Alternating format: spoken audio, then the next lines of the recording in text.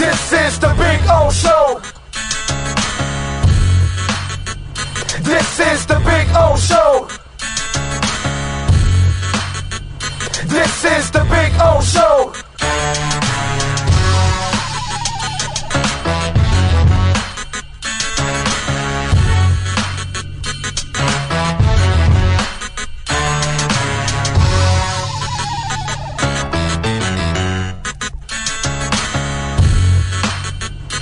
This is the Big O Show. This is the Big O Show.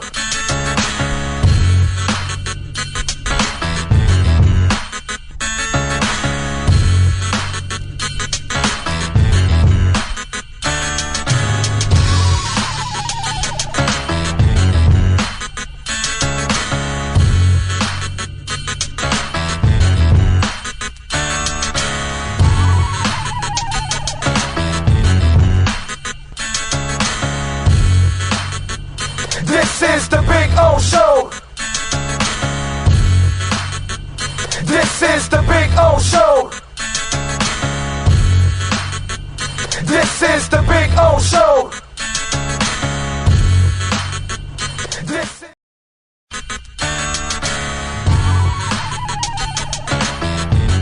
So here's the putting green. See? There you go. Got two flags. One is over there where Cutter's Edge Pro. It's not coming out now. Come on. Come on, wind. Give me a little wind. No, unfortunately. But there you go. And this one says Big O here. There you go. So there's my putting green. It's about, I would say about 25 feet, something like that. I get to practice, have a little fun. See? And then, of course, we got, you know, the bunkers. Gotta have the bunkers, man. Got all kinds of bunkers there. You know what I'm saying? So that's a taste of our backyard. There's Maiden right there. Maiden. Bono, how you doing, Bono? Bono. Bono. He's a Carolina dog, by the way. These dogs are amazing. Their temperaments are awesome. But there is the Sylvester Palm, which is just beautiful. All right, call my guys, Will and Mike at Cutter's Edge Pro. They will take care of you. Dogs are not included, okay? Can't include the dogs. Those are mine. But the exceptional work, oh, baby. Oh, baby, yes. Make your home an oasis. CuttersEdgePro.com. Go to their Instagram page, by the way, so you can see a lot of the before and after work that they do. And it is exceptional, baby. This thing's been on here for about 9 months. No grass growing through it or anything like that. Right, Bono? Huh? Bono!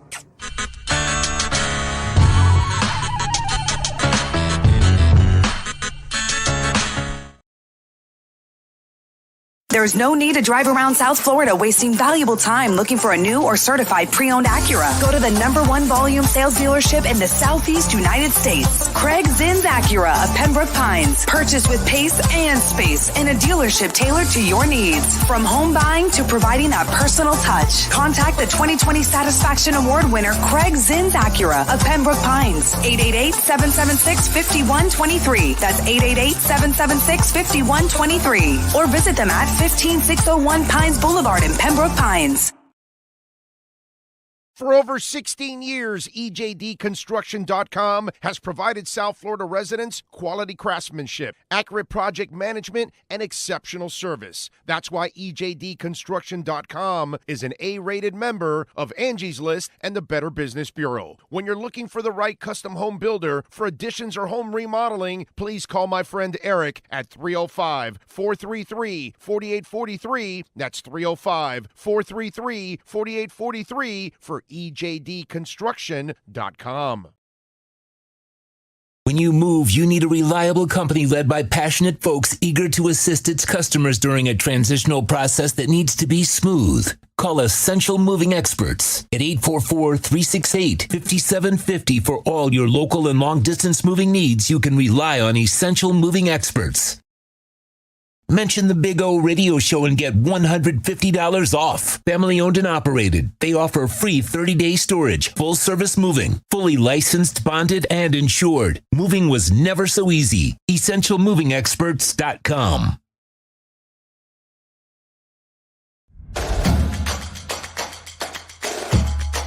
Welcome to Caneswear. New store, new items, same great experience. Family owned and operated since 2010, Caneswear has the latest merchandise from the Miami Hurricanes, Miami Dolphins, Florida Panthers, Inter Miami CF, and more. Come visit us at our store in Davie on University Drive, just south of 595, or online at caneswear.com. Caneswear, the spot Miami fans shop. I think I know what this is. Houston, we have a package. Hello? No matter where you are, the Sloman Shield Home Security System guards your home. With next-gen perimeter protection, 24/7 monitoring, and interior motion sensing. And right now, get a free Sloman Shield security system and doorbell camera, all professionally installed, for free. Shield your world, the Sloman Shield. With more than 62 years of litigation experience handling insurance disputes, Welton Rayum is committed to resolving even the toughest insurance claims quickly. At Welton Rayum, they don't get paid unless you win. They handle complex personal injury claims caused by the fault of another in both state and federal courts. They handle auto, trucking, motorcycle, slip and fall, and bicycle accidents. Call 954-966-4646. That's 954-966-4646. Welton Rayum can help.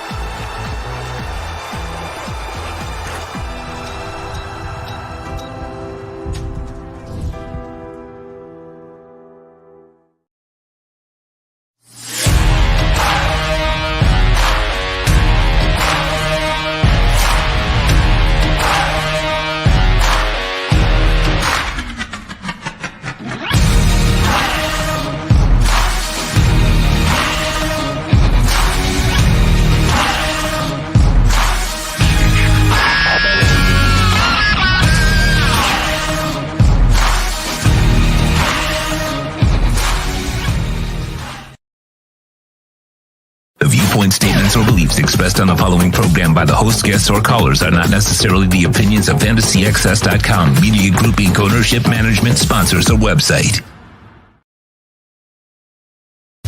When it comes to South Florida sports teams, very few in the media have witnessed, lived, and covered it like the Big O. Let's start the program dedicated to your favorite South Florida teams with a passion that's unmatched. The Big O Radio Show is on. Here's the Big O. All right, ladies and gentlemen, hope you all are feeling good. I know I am. I know I'm feeling good. I'm feeling really, really, really good. Let's see if Bitcoin hits 35,000 today. Let's see if we get it. Yeah, the bull run is on. What we've been waiting for 2 years now. And it's just starting. It's just like this is just the beginning of what's about to. Oh man, it's a beautiful Tuesday morning. Yes, sir. Hope you all are feeling 10% of what I'm feeling right now. I just saw Brooklyn Rob. I saw your DM now that you just sent me. Oh, Lordy, Lordy, Lordy. It's a beautiful thing. Hope you all are doing well out there. Hope you're hanging in there. I see Jamie Zorrilla number one in from San Jose. Don't forget to smash the hell out of that like button. He says, if we started the season thinking this was a 12 or 13 win team, why are we upset with them losing 4 or 5 games? I don't know. Listen, man, it's with the Dolphins. Just let's enjoy the ride. That's all. Okay. Let's not get ahead of ourselves too much right now. Okay. We know what their issues are, right? They've got to cross a threshold if they want to be great.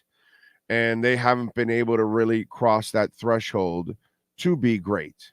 You know what I'm saying? So if we haven't understood that yet, it's kind of what we brought up 3 weeks ago with the whole Buffalo thing, that it became kind of a sore spot. And, you thought maybe you were ready and you weren't. And sure enough, it's followed up with Philadelphia and you weren't. Okay. So it's better than it's been. All right.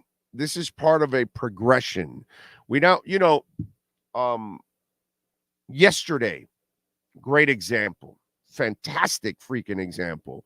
Rosendo, who is always here, locked in. We love him to death. He is awesome. Yesterday, he gave me that line the lazy people do with Bitcoin. Oh, well, it was 68,000. And that was an aberration. That was a spike.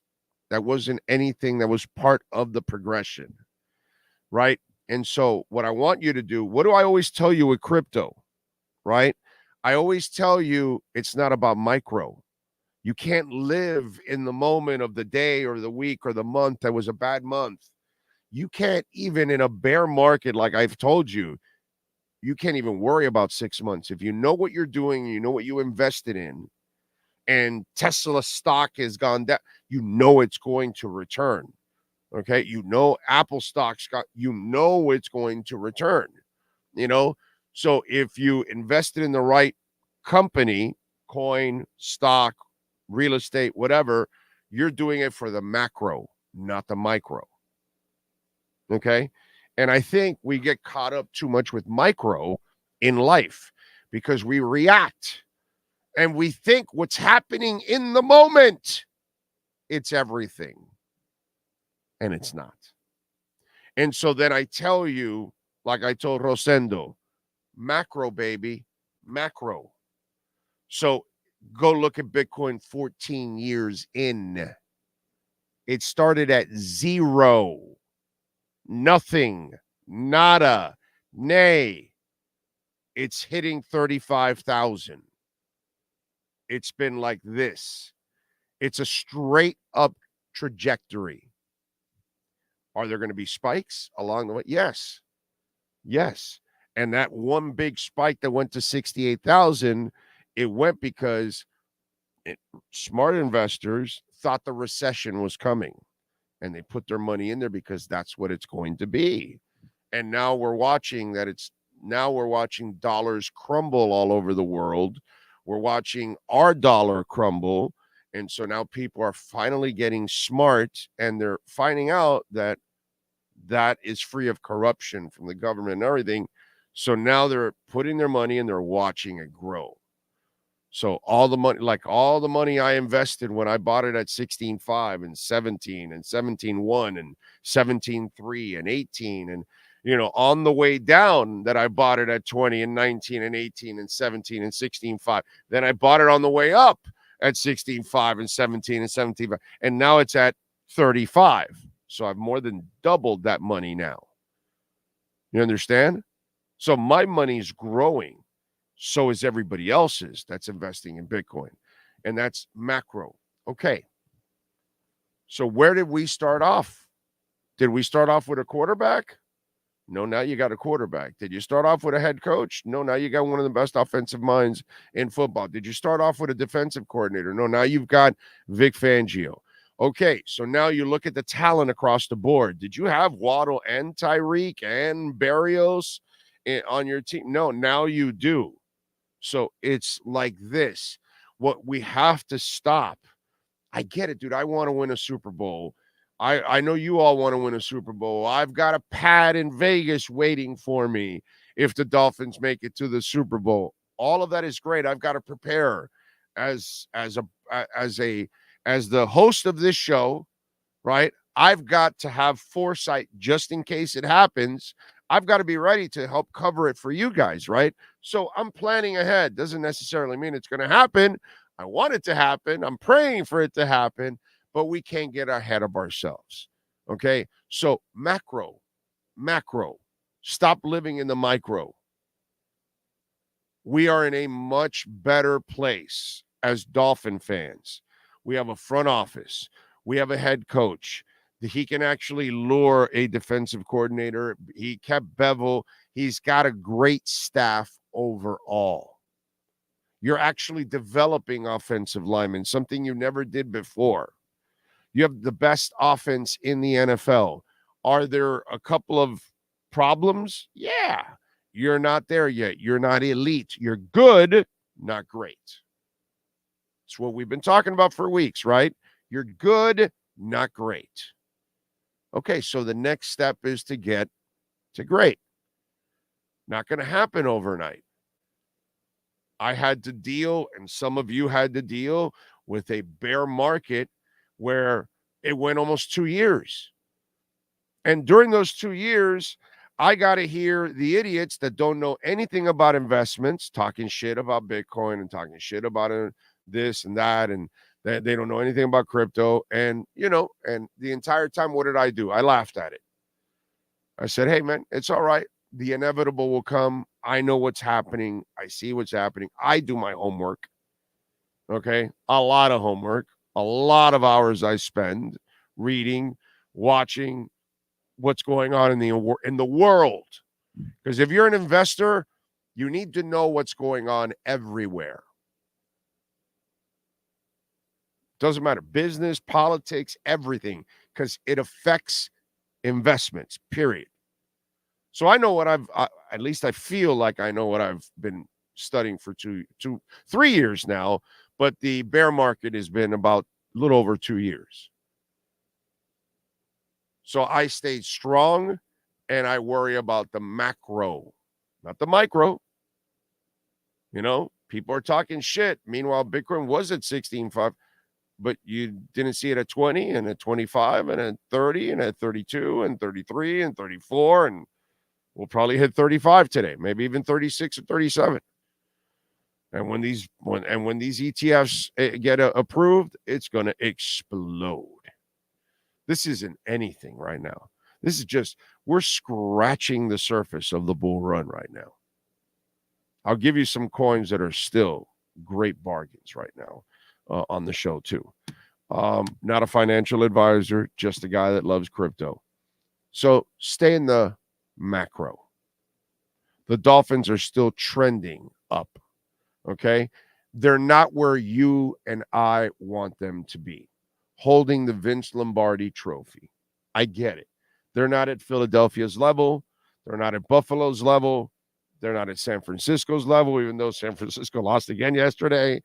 But I get it.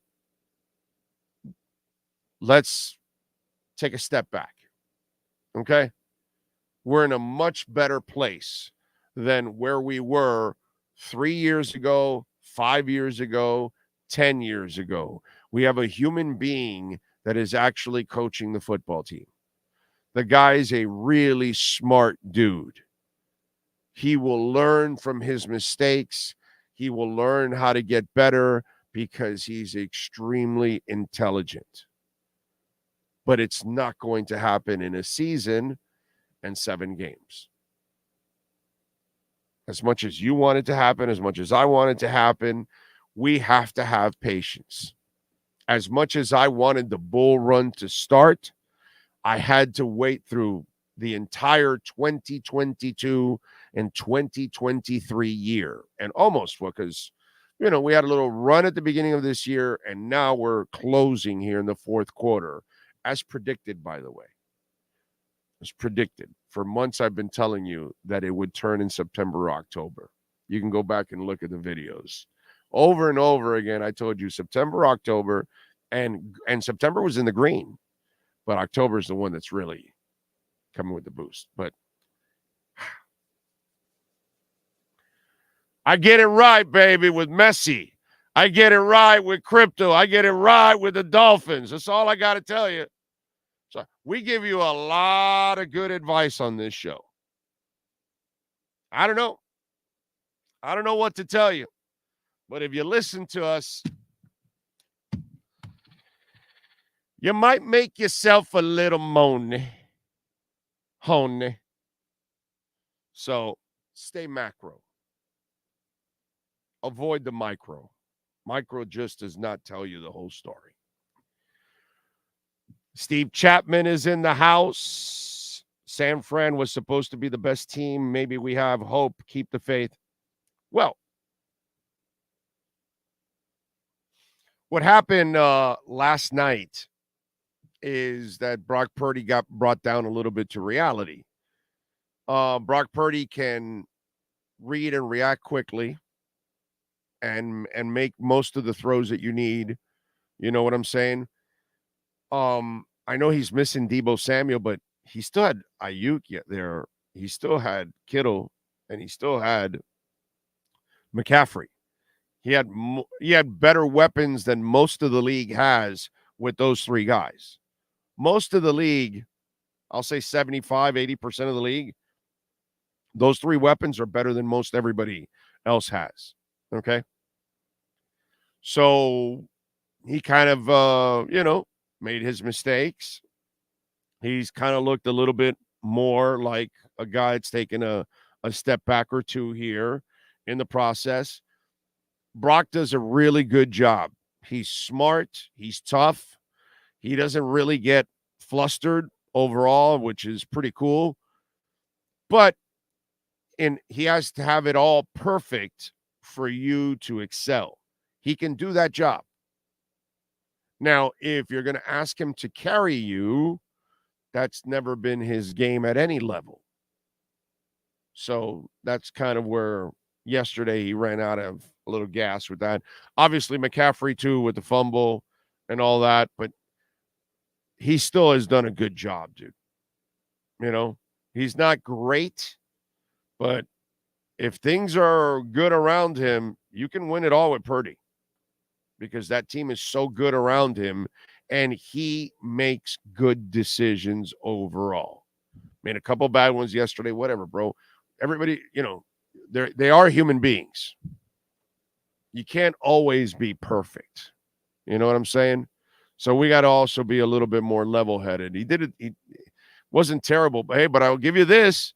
How about Kirk Cousins on the other side? No Justin Jefferson. And Minnesota stood up to San Francisco and did what Miami and Mike McDaniel have not been able to do. So Kevin Connell, Kirk Cousins, and the Vikings did something that the Dolphins can't do. They beat an elite team that was physical. They got after him, too. Brian Walters is in the house. John Padilla, Omar Lopez, One-Eyed Jack, Daniel Reno, Steven Gonzalez, GMO, and Sean. Can someone please tell me why the Dolphins are going on Hard Knocks? I think it's a bad idea. They don't have a choice, bro. It is what it is. Just enjoy it, man. I'll get into that in a little bit. Lisa Rose is in. Manolo Rivera. Hola, mi gente. Good morning, everyone. Bilingual high. How about that? Alexis, Brian Landis, Gus 1388, Noel Doubt, Ray Sosa. Shocker, both teams that made the finals in the Heat and the Nuggets didn't have any nationally televised games in opening week. Nico Jones, Ron, Brian Landis, Dude 67, Sneak Attack. Loving those beautiful crypto gains, and it's only begun, bro. This isn't shit, bro. I mean, and let me tell you something. If you bought like Avalanche at its lowest at $8 and something, and now it's at $11, if you bought, Polygon down into the think like high 40s, low 50s. Now it's into the high 60s, and and so on and so forth. You're already gaining, and we have just started. It's hard, man, to hang in there and to continue to buy the dip. It takes discipline, balls, guts, just insanity sometimes it feels like, because you're like, wow, is this ever, because you buy the dip and then there's another dip and then there's another dip, and you just got to, you know, and you're wondering, wait, when do I stop? You know what I keep thinking about, Sean? I keep thinking about Mr. Polka Dot and his wife. And I wonder if he's hung in there. Did he do what I did?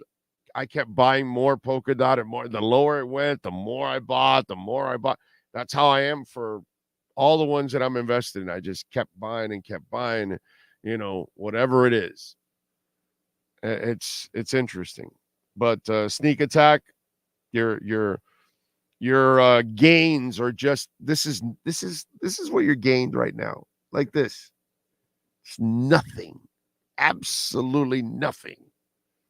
That's the amazing part. This is just starting. As you could tell, I'm having fun with this. I've been waiting for this for a while, dude. Been waiting for this for a while. I've been going to a lot less concerts the last 2.5 years because instead I invested the money. And so it better pay off. And it will. I'm not even worried about it. I've never been worried about it. That's the beauty of it.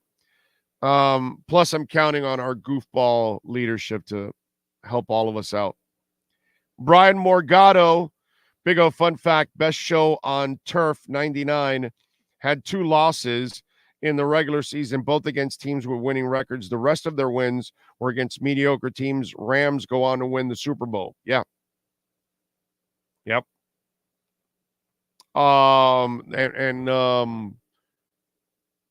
The Patriots were one of the teams that they lost to in the Super Bowl. Mr. Torres is in. Buenos dias from Denver, says Diego. Frankie Fresco is in the house.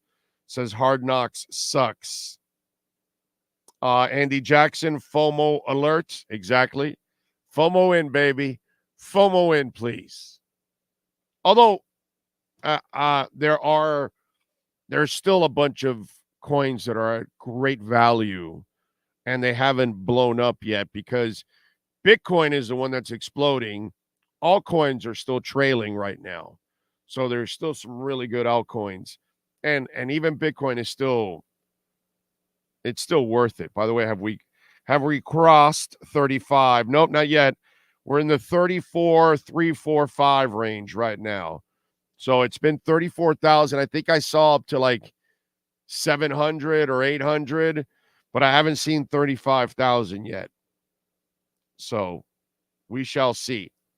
Ethereum is up 8%. Polygon is up almost 7%. Cosmos is up almost 7%. Cardano is up 9%. Jasmy's up 9.5%. Avalanche is up 6.5%. Chainlink is up only 1%, although Chainlink is way up. It's over $10 right now. Chainlink was in the $5 range. So any of us that bought the dip down into the $5 range, it's already in $10. You've already doubled your money. That's crazy, man. If you bought in the $5 range like I did, you've already doubled that investment. It's awesome. VeChain up 6%. Hedera up 6%. Decentraland is up 12%. Gala up 9%. Polkadot up 6.6%. Immutable X up 6%. Illuvium, big Illuvium guy, up 14%. Telling you, man. Solana up 7%. It's up over $31. Crazy stuff, man. It is it's pretty cool to see. Optimism is up 9%. It's over $1. It's at $1.40 now. Near Protocol is at $1.15, up 8%. Injective Protocol, which I told you about Injective Protocol last August when it was $1.43. Do you know where Injective Protocol is now? $12.22. This was all during a bear market. We gave you Injective Protocol at $1.43 because I got it at $1.43. I bought a bunch of it from $1.43 to $1.71. And it's at $12.22 right now. So those of you that got in on Injective Protocol with me, you're welcome. You are welcome. True Fin fan, absolutely in a much better place. Greer is awesome. However, I'm a realist and get influenced by no one as we speak. The Dolphins are not ready. Good team, but missing. Yep. That's where we're at right now. Lisa says Finns don't need the Hard Knocks distraction curse. What are you going to do? They're in. We'll get into it. Hoping Bitcoin goes back down so I can get some more under 25. Yeah, that's not going to happen already. It's over, bro. You had your window. It's 2 years. No doubt, 2 years you had a window of buying Bitcoin. I kept warning you all. Keep buying, keep buying. And then I kept warning you now when these Bitcoin ETFs get approved, it's over. It's over. It's going to 40 now. We're done with the 20s. We're into the 30s now, and we're headed up to 40. And the halving starts in April, which means half of the Bitcoin that is being produced now will be starting to be. So, in other words, every 4 years, half of the Bitcoin is produced because less and less is available, and the demand is more and more and more. You do the math. If the demand is getting bigger and the production is getting less, what do you think happens? So I believe it's like 6 point something block. Every block that's produces like 6 point something Bitcoins. I believe it is at right now, 6.3 or 4, whatever it is, 5. Who gives a shit? So in April, the block then gets cut in half. So every time a block is figured out, only 3 point something Bitcoins is produced. 4 years from now, it'll go down to 1.5. 4 years from then, it'll be 3/4 of a Bitcoin for every block. That's how it gets worse and worse and worse. There is less Bitcoin being produced every 4 years until we have no more, until we've reached the 21 million.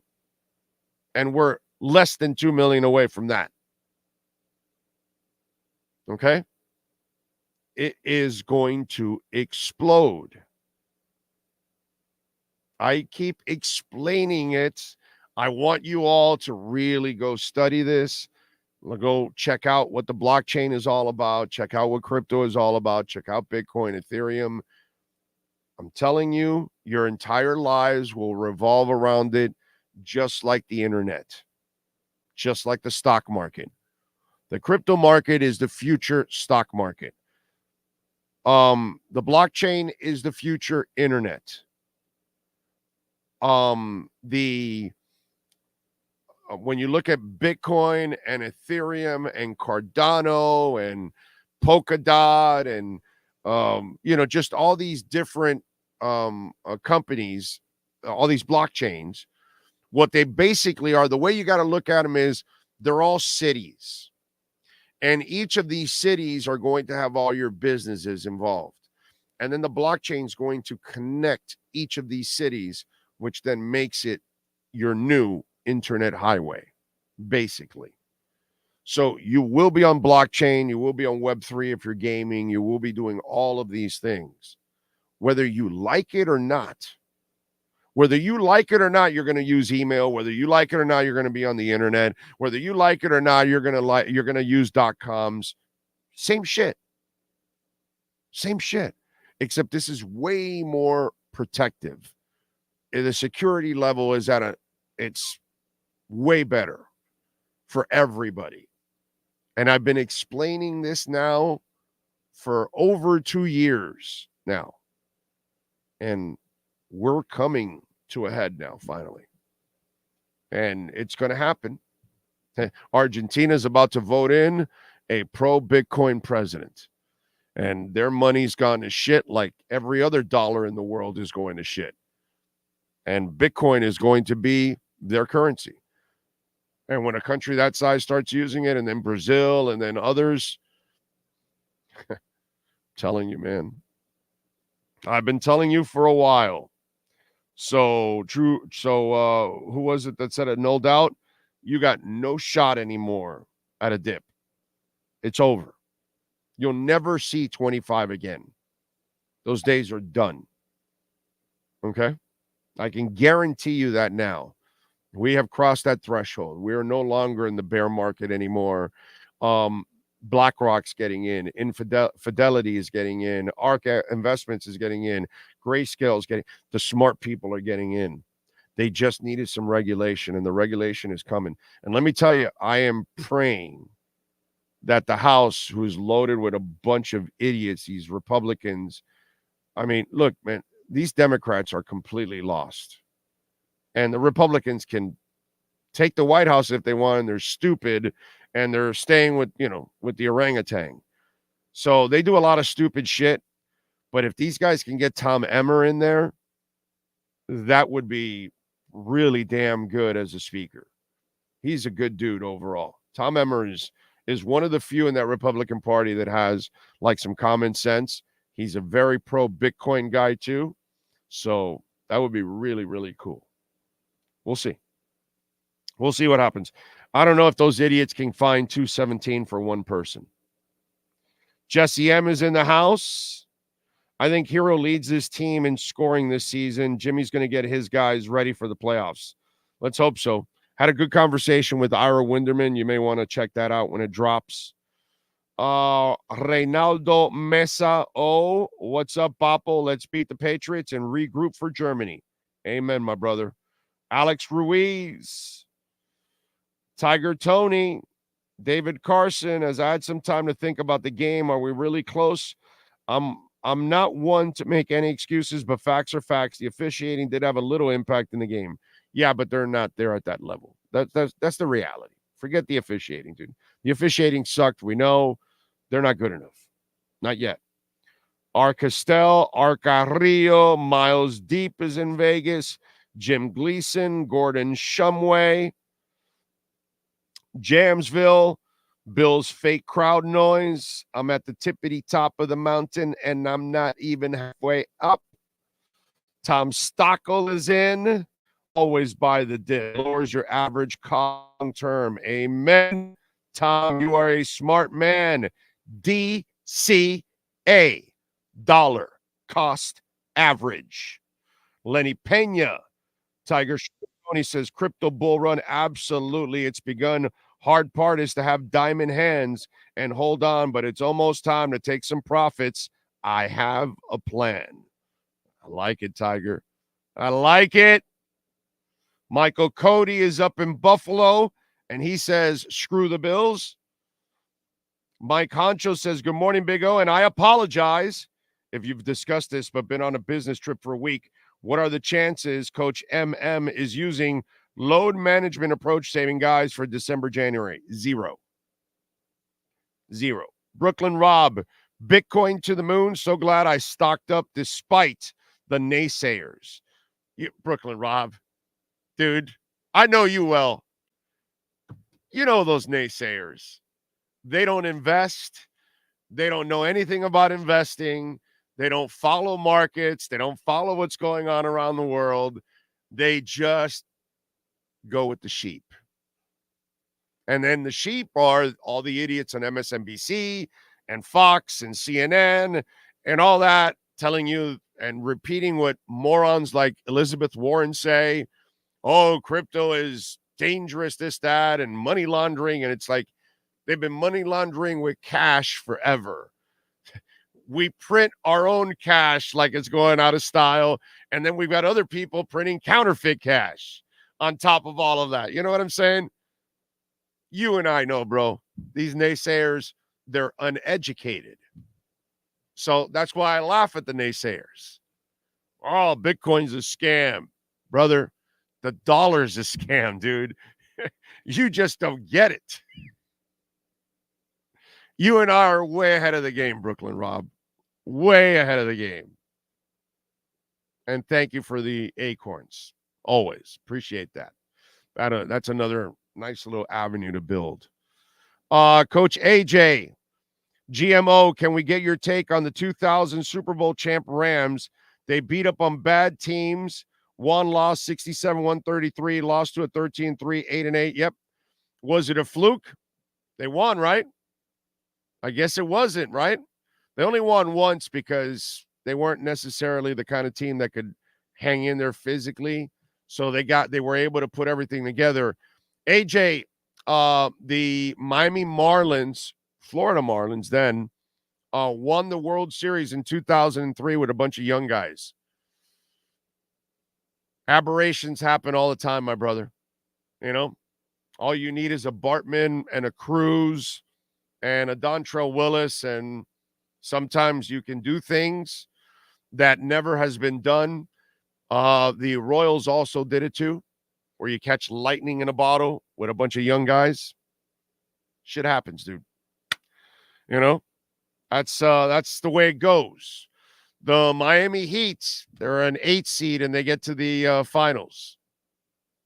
You know, it happens sometimes. Sometimes you get that flukish run and you get there. Marino, you know, it's interesting. I'll give you, if you follow me on Twitter, you're going to get this, you're going to hear, you already know this. But yesterday I gave you a great example. So, because Coach AJ, you're pointing out outliers, aberration, things that rarely ever happen. Okay, I'll give you what's common and what normally happens in this league and what's going to happen every day. You're Coach AJ, but I'm going to give you the coaching points, my brother. Okay? That way you can keep that word coach on there. Dan Marino got smoked by the Buffalo Bills consistently. Dan Marino got smoked by Joe Montana and the Niners in the Super Bowl. Correct? Right? Dan Marino got smoked by the Jacksonville Jaguars in his final game, 63-7. Tua Tagovailoa got smoked by the Buffalo Bills and Josh Allen. Tua Tagovailoa and the Miami Dolphins got smoked this past week also, correct? We're all good, right? We're the Eagles. What is the common denominator on all those teams for Marino and Tua? One side of the teams, they were all physical, they were all super talented. Way more talented than Miami's teams. San Francisco was way more talented than Miami. The Bills were way more talented than Miami. Had nothing to do with Marino, had nothing to do with Tua. They just didn't have the teams. So, Coach AJ, more often than not, you want to go out and find outliers and bullshit like that every once in a while that happens. Bro, that is horseshit stuff to hang on. What's going to happen every day of the week and twice on Sundays, 99.9% of the time, if you have the better team, the deeper team, the more physical team that can win at the line of scrimmage, they will kick your ass. You failed with Woodstock. You didn't have the quarterback. You didn't have the defense. You failed with Marino. You didn't have the running game. You didn't have the defense. You succeeded in the 70s because you had the defense, you had the running game, you had the quarterback. You had everything to win. What's going to happen more often than not in football, if you can't win at the line of scrimmage, you will not win the game. Has nothing to do with Marino. Has nothing to do with Kurt Warner. So they got it. the outlier got it 1 year. They didn't have a great defense in St. Louis, but because that offense was so explosive, 1 year they were able to cross the threshold. But more often than not, if you cannot win on the line of scrimmage, you will end up losing just like Marino and Tua. Now let's get to some basketball. Anthony Chang in our BaptistHealth.net/ortho. Miami Heat report. Heat fans, the fast break is on. It's our Baptist Health of South Florida Heat Report with insider Anthony Chang. From orthopedics, sports medicine, cardiovascular, and even cancer. Get the world-class healthcare your family deserves at BaptistHealth.net. Here's Anthony Chang. There we go. Got like hears, and then I didn't hear Anthony Chang. Like, I didn't hear the whole thing. We gotta intro the man. How you feeling, baby? You feeling good? I'm feeling good. Ready for the start of the season. How are you? I'm good. You agree with that, right? If you don't win in the line of scrimmage, it's interesting how Marino and Tua end up losing to a Bills team in the 90s, although you're too young for that shit. The San Francisco 49ers in the Super Bowl, or the Jags. You did see that, right? You were probably really young when you saw them. 2-0 or something. Yeah. 7. Yeah, exactly. Yes, yeah. I remember that one. Yeah. It had nothing to do with Marino. Just like Tua has nothing to do with Tua. Bro, if you get your ass kicked at the line of scrimmage, you're gonna lose. Yeah. Also, you're gonna lose. If you're playing three backup offensive linemen, a lot of times, that's not gonna help. There's only so much you could do. It's not an excuse, but that's a legit obstacle the Dolphins face in that game. And missing 2 cornerbacks too. Just that they're missing. I mean, every team is missing guys, but the Dolphins are missing some valuable players. Yes. So that's why I say let's chill out, bro. Let's relax. Things are better right now with the Dolphins than they've been in a long time. So we're in a better place. Let's think macro. It's on the ups. Don't think micro and stay in the moment where you're depressed about this week. Overall, the trajectory is like that. So what is the trajectory for the Miami Heat this season? What is the key? Is it all about Tyler Hero? Because we know that Jimmy Butler has to stay healthy, but we know he will fight through a lot of shit. Overall, Bam's been a pillar of stability. Does this season ride on Tyler Hero finally breaking through that glass ceiling with his glass body? I mean, that's one of the factors, right? I think health is the biggest factor with this team, and Tyler Hero is a big part of that because he's gotten hurt a lot throughout his career. But I think as long as Jimmy, Bam, and Tyler play 60-plus games each, 65-plus games, they'll be competing for a top 4 spot in the East. I mean, we've seen it. Those 3 together with Spo in the regular season, they're gonna compete for a top playoff spot. I know last year was a little disappointing. They had to go to the play-in, but for the most part, and last year they had dealt with a ton of injuries. Maybe not to those 3 guys, but so many guys in and out of the lineup. I think if this team is healthy, they're competing for a top 4 spot. Obviously, without a major upgrade made this offseason, you're going to need to have continue to have internal improvement from Bam and Tyler. You're going to need to rely on those guys to continue to get better and improve their game for this team to take another jump. Because again, there isn't a big upgrade to this team. They need to rely on the guys from last season, especially Bam and Tyler, because those are the 2 young, quote unquote stars they're leaning on. They need those guys to continue to evolve and grow for this team to be better. Who are the guys that are going to step up and become factors here, like helping carry the team on a night in and night out basis? Not known Bam or Jimmy or Tyler, the obvious ones. Yeah, I think Haywood Highsmith, he's not going to be ready for the start of the regular season, but I think he's going to play a big role. I think he's ready to play consistent minutes. His 3-point shot has gotten better. We know what he can do on defense. We know you can put him on the best perimeter scorer on the other team and take some of that pressure off of Jimmy. and other guys where he could take that assignment and hold up. He fits in a lot of the lineups that he played, whether it's power forward or small forward. It's a shame we won't be ready for the start of the year, but it looks like it isn't a serious injury, probably just a couple weeks. So when he comes back, I would expect him to play pretty big role off the bench. Another guy I would say is Thomas Bryant. We've seen what he can do in the preseason. The backup center role last year was a disaster. That backup center spot in the rotation was a disaster for the Heat. They lost so many games just because they would get outscored like by 15 points when Bam went to the bench. If he could just kind of make it even and have the team, not lose ground when Bam is on the bench, that's going to make a big difference. And another guy is Kyle Lowry. Look, the way this team is built, he's gonna be an X factor. He's the only true point guard on the roster, really. He's gonna need to stay healthy and not average 20, 25 points a game, but just give you enough to complement the three stars. You mean Drew Smith is not going to start and lead us to the championship? I don't expect that, no.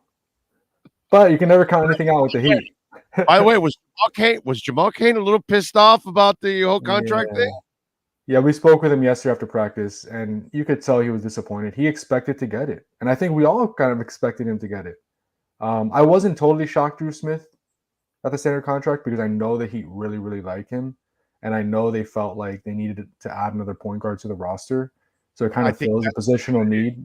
That's kind of what it was. So desperate for a ball handler. They wanted to make sure that they could not lose him, and they wanted to lock him up in a big time way. Yeah. The thing is, like, they could have kept him on a two-way and Jamal to a standard, and they could have still kept Drew Smith. He just would have only been able to be active for 50 games, So, do they expect?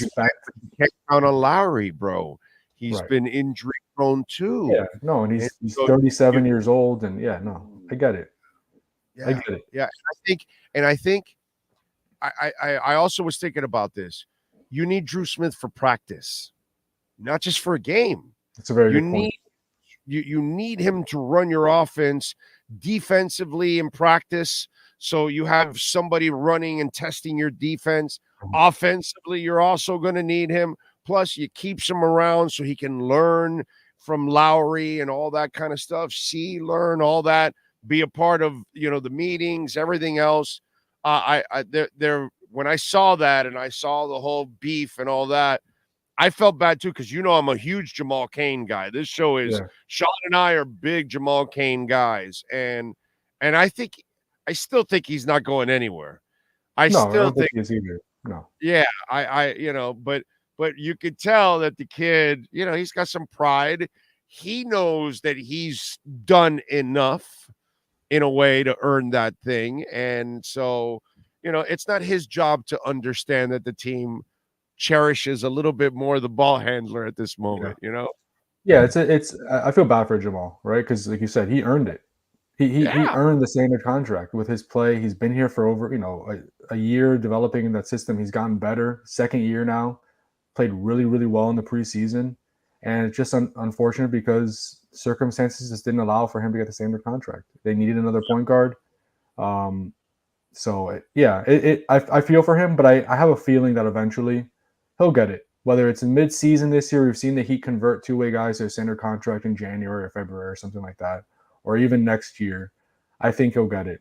He's proven that he could play at the NBA level. I think he's an NBA player. Oh, yeah. He's definitely an NBA player, bro. He's got dog in him, dude. That's the other thing. There's a lot of guys, Anthony, over the years, I see guys and I see their skill set and I say, okay, athletically, you got something, right? Okay, so now do you have an edge to yourself? Can you bring physicality? Do you have intelligence? Some of the other traits that I need to see from you. And then when I look at this kid, he's got it all, bro.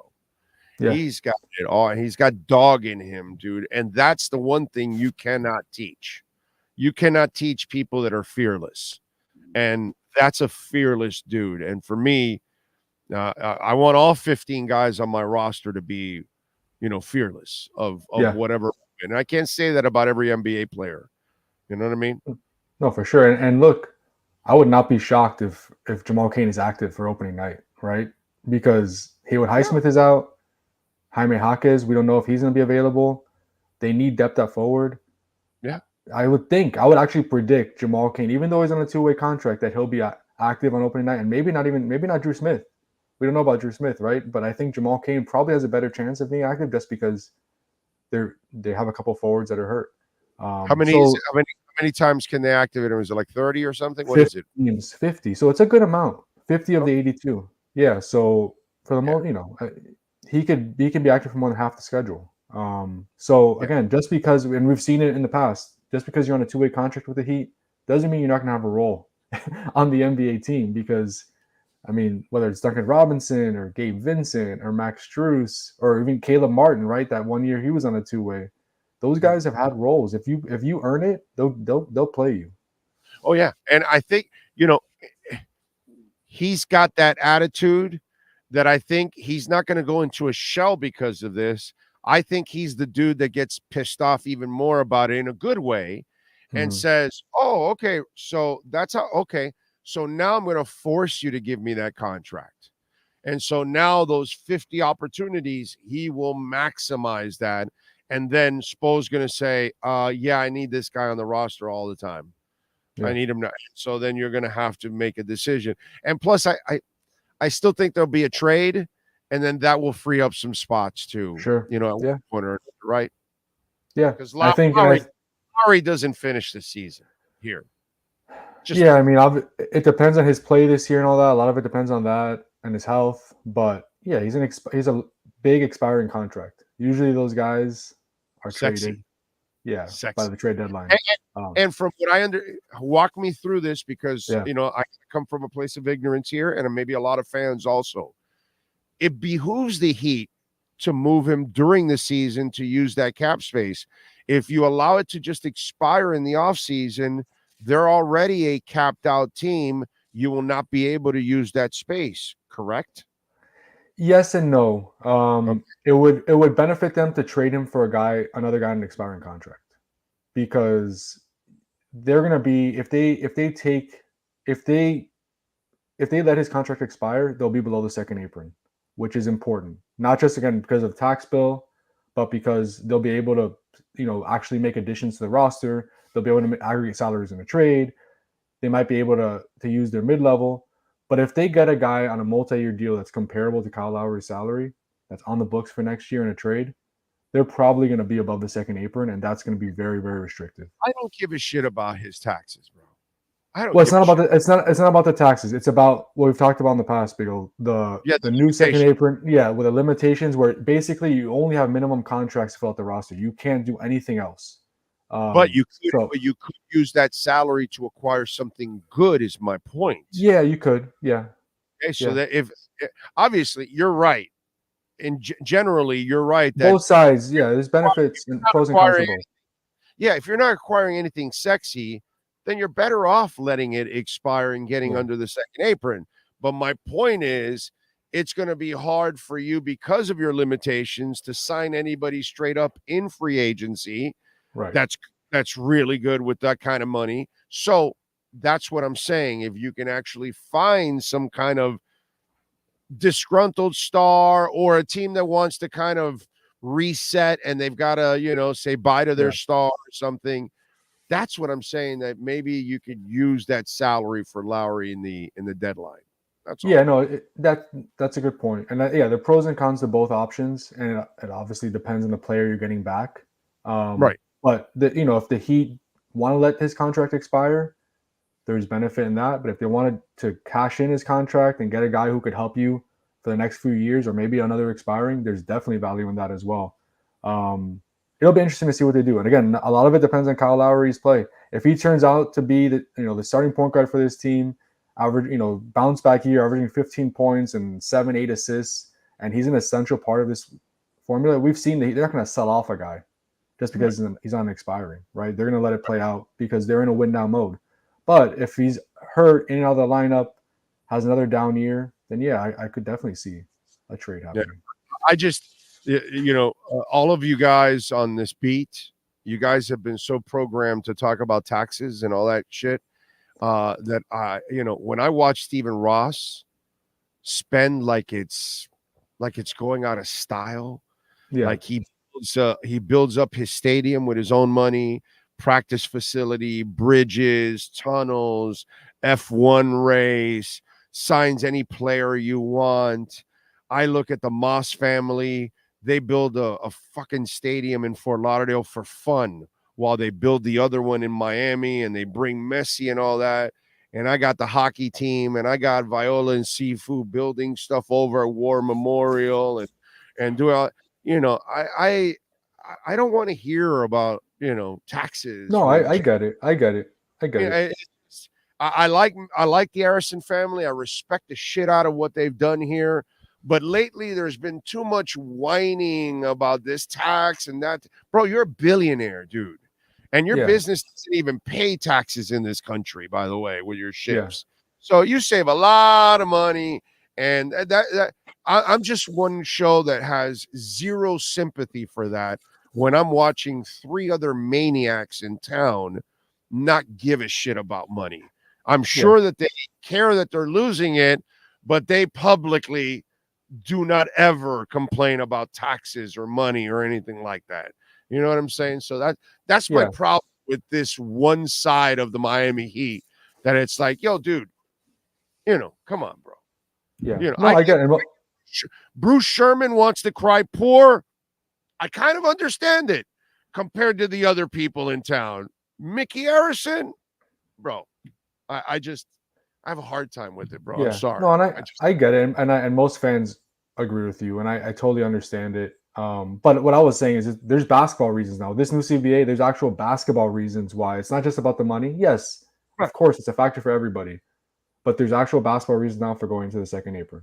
Now. Like roster, now. And look, this year, we don't have to get into it. I know we've done this a ton of times, but they're going to pay over $20 million. Well, they're on track to pay over $20 million in taxes. That bill will be calculated at the end of the regular season. They have one of the top 7 highest payrolls in the league. All that stuff is to say, like, I get the criticism, but also when you look at it from a macro point of view, they still have one of the most expensive payrolls in the league right now. And yes, maybe you could. You said they're at number 7, right? Well, that's Right. what it takes. Everybody else is paying it. Everybody else is trying to compete. Don't cry about it, bro. That's what you have to do to compete. So if you're going to cry about it, then get the fuck out. That's what I say. But I don't want to hear billion. You cry poor. I cry poor. Okay? We all work to keep our heads barely above water. I don't want to hear a billionaire cry poor. Sure. It is such a bad look, dude. And you gave it away there by their 7th. Well, then that means there's a whole bunch of other teams doing it. Right. Brother, that's part of the game. Yeah. If you don't want to compete, then be the Charlotte Hornets or something, bro, or the Orlando Magic or something. But if you want to compete, you're going to have to pay some taxes. You're going to have to pay. Please don't complain about it. You know what I mean? Yeah. I get it. They're not used to paying taxes. I get it. I understand. They're not used to paying taxes. But I'm sorry. You got to pay taxes. Yeah. The NBA salary cap is really interesting because it's so layered and like, yeah, I mean, I know that's the hot topic right now of conversation with Heat fans of like the tax and this and that. But the point is right now, look, they have a competitive. They didn't get the guy you maybe wanted to. Damian Lillard, Bradley Beal. That's going to be a narrative all season. But Bradley they have Beal. A roster that can compete right now. I didn't want Bradley Beal. I wasn't interested in that one. But the main point is they have a roster that's going to compete in the Eastern Conference. Yes. Right? Yes. And they're going to be, maybe they're not the best team in the East, but they have a top 4, top 5 roster in the East. If they can stay healthy, they'll be competitive. And we'll see what happens this season. We'll see if a trade comes up. Coach. They have the best coach on the planet. Yeah. And that's an X factor as well. Yeah. All right. So I'm going to ask you one more thing before I let you go. Do they really extend Butler after the next 3 years? Because it doesn't make any sense to me. I don't care if it ends ugly, and I know he has a player option that 3rd year. If I'm the Heat, if I want to move forward, I am not moving forward with a 37, 38, 39-year-old Butler. I think I'm going to get out here in these last few years. What do you see happening? Did they pay Dwayne Wade when he wanted that money at a similar age? I think he was actually younger. Yeah, he So was yeah, younger. I get Jimmy wanting that money, right? At 36, 37 years old, of course. But I can't imagine the Heat giving somebody 50, $60 million a year at that point of their career, right? It just doesn't seem like good business. So yeah, I don't see that happening because the Heat never do that. And it's very rare for a player to get paid that much money at that age. So if I had to predict, I would say either they agree to a cheaper extension or a cheaper contract, or maybe he's not that that the deal ends and that's it. But I think Jimmy has said on record like he wants to retire after he's done playing for the Heat. So would he retire if he doesn't get there's a long way to go before that, but my point is I just can't see them giving him that type of contract when he's 36, 37 years old. All right. Follow him on Twitter at Anthony_Chang and catch his exceptional work there at the Miami Herald. Anthony, as always, thank you, my brother. We'll catch up later on in the week. Thanks. So have a good week. You got it. There you go. Anthony Chang. And when we talk about Baptist Health of South Florida, we love talking about, Baptist Health has been such a huge part of my life. They saved me, man. They saved me. My heart could have exploded. And I went in there in an emergency situation, and those doctors attacked the situation. And I'm here today because of the people at Baptist Health of South Florida. The 5 stents in my heart. My wife, she broke her jaw. My daughter was born at Baptist Health. Recently, I had a colonoscopy. Baptist Health of South Florida has been a huge part of our lives, folks. And there's all kinds of locations, too, down in Marathon Key or in Tavernier Key, all the way up to Boynton Beach, Bethesda, East and West, folks. Boca Regional. We've got Homestead Baptist Way, Doctors Hospital in Coral Gables. We've got hospitals all throughout South Florida, folks, so check it out. And when we talk about Baptist Health of South Florida, you don't need to be a professional athlete to go where the pros go. The doctors at Baptist Health Orthopedic Care can see you now. Visit baptisthealth.net/ortho to request an appointment and get yourself back in the game, or use that QR code that you're seeing right there on the screen and tell them that Big O sent you. baptisthealth.net/ortho.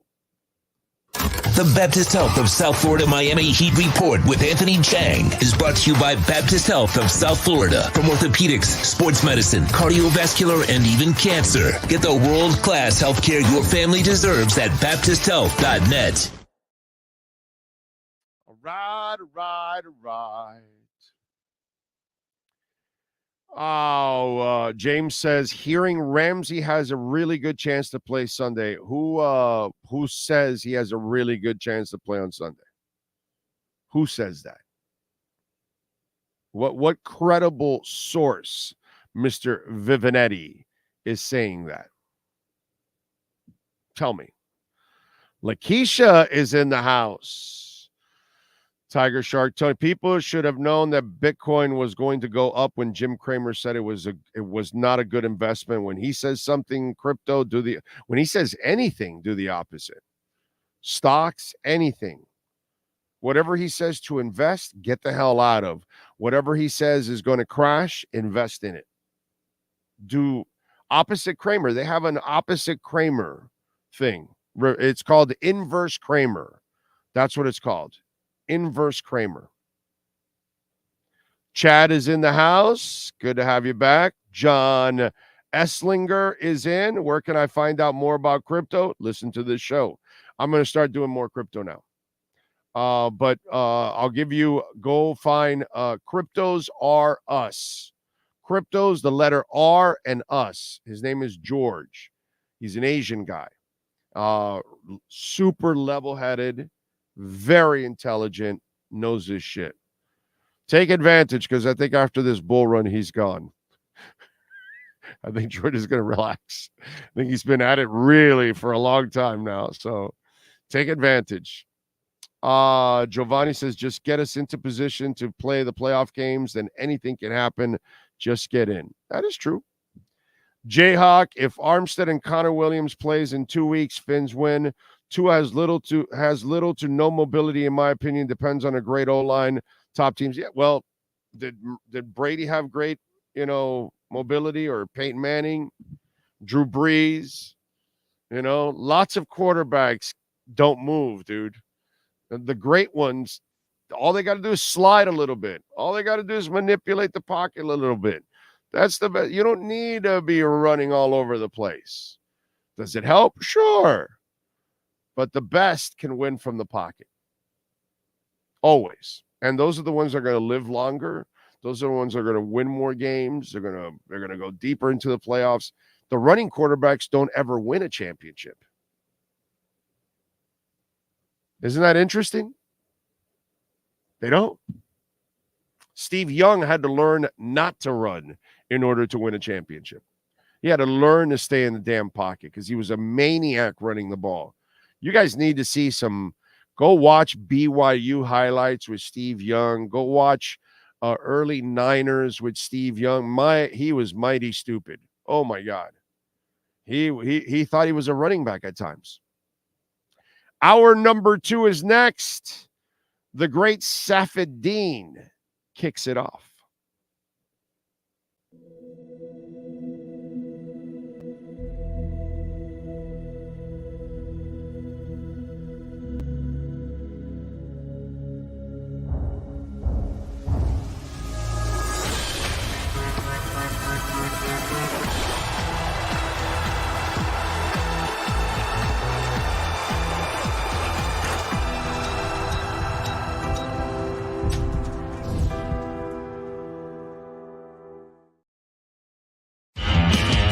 Welton Rayom has more than 62 years of litigation experience handling insurance disputes.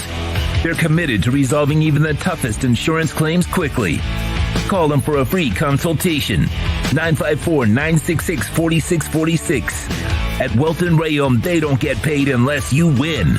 Property damage claims to your home, business, or condo as a result of a hurricane. Welton Rayom can help. Water, mold, fire, smoke damage, Welton Rayom can help. Call 954-966-4646. Oh, great. You have a doorbell camera. Now you have a front row seat to your house getting robbed. They're breaking into my house! Ooh, there goes the TV. I'm sure it'll turn up at the pawn shop. No, not the TV! Just because you can see them, that doesn't mean you can stop them. With Slogans, you get 24-hour monitoring, a free home security system, and professional installation. Plus, free doorbell camera, one that'll actually work for you. Get out of my house! Get out of the house! Call 1-800-ALARM-ME. The viewpoint statements or beliefs expressed on the following program by the host, guests, or callers are not necessarily the opinions of FantasyXS.com, Media Group Inc. ownership, management, sponsors, or website. Let's get the latest from the Aqua and Orange with our Baptist Health of South Florida Miami Dolphins report with USA Today insider Safed Dean. From orthopedics, sports medicine, cardiovascular, and even cancer. Get the world-class healthcare your family deserves at BaptistHealth.net. Here's Safed Dean. Is good. Zebra is coming to town. They're an 80s band, but they're going to Galuppi's on December 14th. I will be there. Who's behind the door, baby? Yeah. It's a little rock and roll for you. It's all right. Safed, I'm just I'm in another place right now. I'm on my Bitcoin bull run right now. So okay.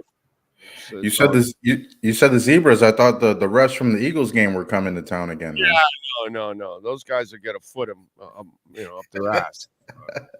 They come to town. Zebras get my support. Those other Zebras aren't going to get my support. Now, you notice on the Monday Night Football game, we didn't have no crappy calls, right? Yeah, no, there was no crappy calls. Although, again, I'm not blaming the loss on the referees at all, dude. Okay, Tua threw an interception. Tyreek dropped a touchdown. The defense. Logan's missed a huge tackle. Yes. That led to a touchdown. Yeah, there's a shitload of mistakes in there that they could have put themselves in position to win that game. So I get it. The referees sucked and all that. Even the Cedric Wilson non-call. Okay, yeah. If that does happen and you get the call, do you ever get the pick six? Probably not. Probably not. You don't know if you even score after the Cedric Wilson thing. Also, Right. but it would have been nice to have like a holding call on for the Right. defense, push the I get Eagles back a little bit. Maybe the game changes there. Nice to I have saw a Jalen Phillips get held. I saw yeah, Jalen Phillips get held. yeah. Okay. It would have been nice to have one of those calls to see what would happen after the Eagles had to punt maybe instead of push down the field. It'd been Okay. cool to see if Kohu got AJ Brown down on 4th and 2 or 3rd and 2, you know what I'm saying? 2 yards instead of 1 yard, for them to go push. Even though that Eagles team, they see 4th and 3, they'll probably go for it because they can get those 3 yards. So let me ask you, by the way, somebody's asking here. He says, hearing Ramsey has a good chance to play Sunday against New England. What are you hearing, Big O? I'm not hearing that. Yeah. I know it was brought up in the press conference, but I haven't seen. Is anybody reporting that? Because I haven't seen anybody credible reporting that. This reminds me of like my friends in my group chat. They're like, "Oh, I heard this. I heard this. What do you think about it, Safid?" Look, Ramsey's gonna take some time to. Ramsey's still gonna take some time. Yeah, you heard it, huh? Cool. That's cool, man. My sisters, cousins, brothers, uncles, friends, who knows the equipment guy for Nova, who used to work at the Dolphins' old facility, now works at the new one, all that stuff, man. Right. Look, Jalen Ramsey's going to take a little while longer, but he does look okay. Looks good. There was some pregame video. I think Josh Holtz posted it. Shout out to Josh Holtz. Of Ramsey doing some, running backwards, cutting to the sideline, all those things. Just miraculous comeback overall for that guy. I mentioned this before. Jalen Ramsey is probably one of the most athletic, freakishly athletic people that I've ever covered. College and NFL. When I covered him at FSU, you could see it because he was a track star as well. He was a very, very accomplished athlete. I still stand on this. I think Jalen Ramsey's probably the second best athlete to ever come out of Florida State behind Deion, just because of his body and how he can really, really just be how twitchy he is. Excuse me. He's such a twitchy, long guy. Range, that corner is the best. Corner is a great position for him. Defensive back. It's great to have him on defense, right? Even though he can go dunk the ball on you. We saw preseason, he's going up and down the court and dunking the ball, and who knows, he probably could be a good wide receiver if you put him out there. I've seen him return kicks in college too, but look, Ramsey's going to take a little while. There's no rush to put him back in this New England game. Maybe the Chiefs game, there's a little bit of rush there, sure, or some reason why you want to. Honestly, the Chiefs, though, outside of Kelsey, all those other targets are just so it's hard to keep track of all of them. They got Tony, they have Rice, they got Hardman back. It's a couple other guys down on the mix that you have, Gray, you have another tight end there. They have so many other guys, Valdez Scanling, I didn't even say his name. They have so many guys under Kelsey that, like, it's so hard to pinpoint which is a receiver you're going to have him in, unless he's going to come and defend Travis Kelsey, which I don't like either. No.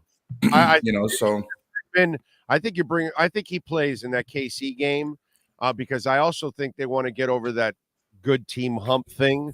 And I could see X also being even held out this week too.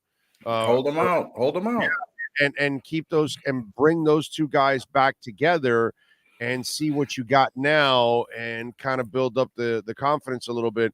But he looks so good that 2 weeks of practice, if there are no setbacks and no soreness, I think he ends up playing in that Kansas City game. I think that's what they're targeting, right? Listen, the fact that the coach brought up that whole thing about you can't beat good teams, that it's on their minds. Yeah, they know. You appreciate the fact that Mike says that. Another right. coach would probably say something else. Oh, it was just another game, this and that. No. Flo would have never given you anything. Yeah, you don't like, you can't bullshit a bullshitter. And I don't like being bullshitted, right? And don't tell me anything like that when we all know what's going on, That just shows that you have a lack of either what's really going on or you're just going to lie to our face. You know what I mean? Right. Or you have no answer. You really have no answer, right? That's why you would lie about it. Whereas this coach is trying to find answers to everything, which is great. Yeah, I have no problem with that. What did you think of that statement he made, where he kind of told the team, "Hey, man, we're either going to get hyped, or we're going to be told that we can't beat the good teams." Now, if you had that conversation prior to the game, this is the part of the psyche of the team that I wonder about. So the team knew going into that game, and they should have known if you had half a brain, that hey, you're going to be looked at as a team that is kind of fraudulent. You really can't beat the tough teams if you can't win this game. And they could not match that challenge. So what does that say? Or does that say anything? It says they have plenty of room for improvement. The problem with this Dolphins team that I've covered since 2020, every time they've gone on a winning streak, they get really big, man. They get a little big headed sometimes. And then they get brought down to earth. And it doesn't matter how many times they need to be brought down to earth. It just is an endless cycle that just kind of keeps repeating. You look, they lost 7 straight games and they won 7 straight games, and the guys are like, "Oh yeah, we're a better team now." Are you? Right. Going into the season, they lost just as many games as they won. I think it's 28 and 26 the last couple of years, right? Even with Tua in the lineup. So it's a real. This isn't one of those like, when a bad team loses a bad game, like, and they're like 2-5 or something, and they need to look each other in the mirror, this and that. I think the Dolphins need one of those moments, instead at 5-2, instead of, kind of being like, oh, we just took a loss. Oh, we'll have some guys back. Oh, we didn't get some calls from the refs. We'll be okay moving forward. I think this is a little bit of inward looking that the Dolphins have to do here. When I rewatch this Eagles tape, I see all of this right here, Big O. Jalen Hurts was a better quarterback than Tua Tagovailoa.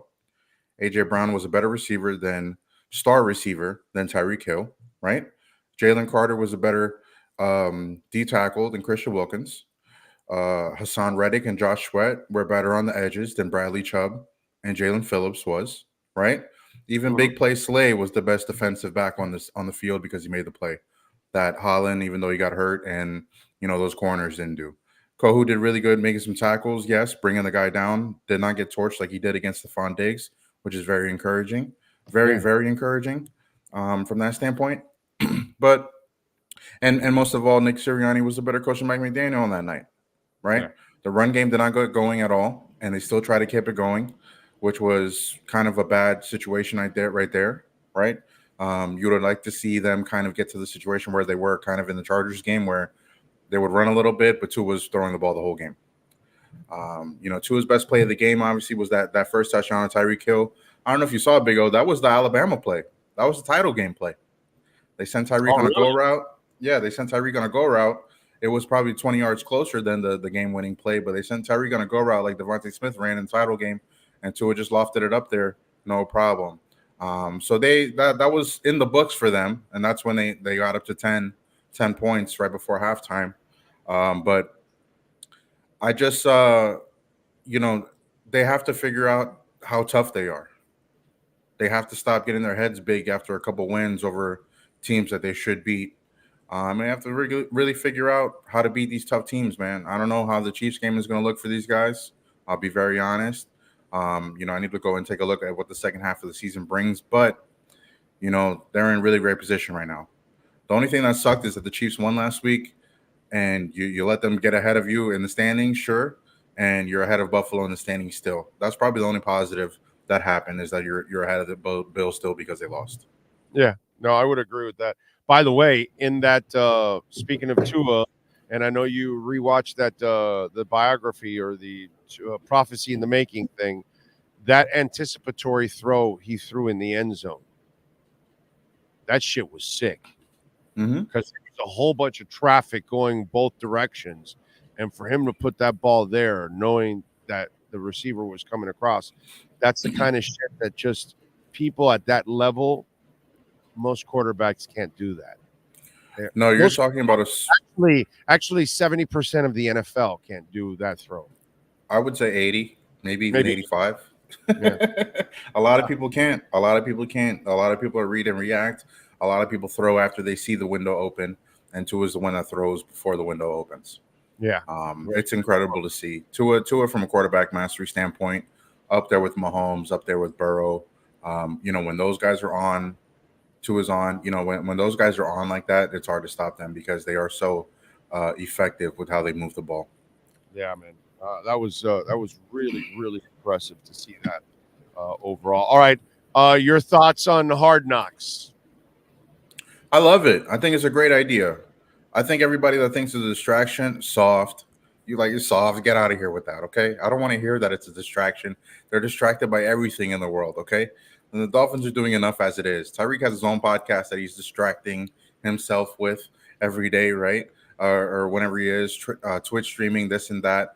Other guys have things going on too off the field. Fine. It's a brand thing for the Dolphins, man. You got to realize this brand is very strong. It's very global. They're going to Germany to play a game. Mike said that they're going to join the team, I believe, for the Germany trip or maybe after it. We'll see about that. But look at the Dolphins, man. This is an opportunity for them and their stadium, Hard Rock Stadium, to be on HBO again and to kind of show themselves all out to the world as a worldwide brand. This is, obviously Steve Ross and Tom Garfinkel's, doing as well because, obviously Tom loves to have the Dolphins brand out there in the open. They're look at all the overhead views of the stadium and the F1 track during the Miami Open for those tennis fans. For F1, a worldwide event that happens every May now for the Dolphins, where people are checking out the Dolphins brand. And now you have HBO where people are going to stream it whenever the show is available. I believe Tuesday nights it will be. So you're going to get a lot of Mike. Mike's really quirky, great personality. Tua obviously is who he is. Tyreek Hill's going to get some love. I can imagine some other players will get some really nice previews or profiles by the show that we'll see, and you'll learn something about your favorite players that you don't know about. But I don't think this is a distraction for the team. I just hope it all goes well for them as well. Yeah, no, I'm with you, dude. I mean, who's to say how it's going to go? In the end, you're going to perform like what your team is. Yeah. It has nothing to do with Hard Knocks or whatever is going to determine who you are. Look, man, I tweeted this out yesterday, okay? Because, sometimes you just need perspective. Mm-hmm. Tua lost to Josh Allen and the Bills, and now he lost to Hurts and the Eagles. Is it because Tua can't do the job? No, dude. It's that Tua didn't have the better team. And there's a reason why Marino got his ass kicked by Jim Kelly and the Bills for many years. And there's a reason why he got his ass kicked 62-7 in his final game. And there's a reason why he lost in the Super Bowl to Joe Montana and the San Francisco 49ers. It wasn't that he was a lesser quarterback than those guys. It's just that Jim Kelly's team was way better than his team and could dominate the line of scrimmage. And that San Francisco had a D-line and an O-line that could dominate the line of scrimmage. And that the Jags team with Mark Brunell could never be in the same sentence with Dan Marino. But on that day, Mark Brunell's line and offensive line were 100 times better than Dan Marino's offensive and defensive lines. And so it's interesting that if you just want to go through the history, which I've freaking lived it and covered it and all, the math doesn't change, dude. Yeah. You dominate the line of scrimmage, you win this game. I don't care what era of football it is, 80s, 90s, or 2023. The same shit that happened to Marino just happened to Tua twice this year. So until you can win the line of scrimmage, more often than not, you're going to lose, dude. Yeah. And I would say, look, for both these games, Jalen Phillips, I don't remember how much he played during the Bills game, if he did play. But in this Eagles game, he didn't play as much, but he did play, right?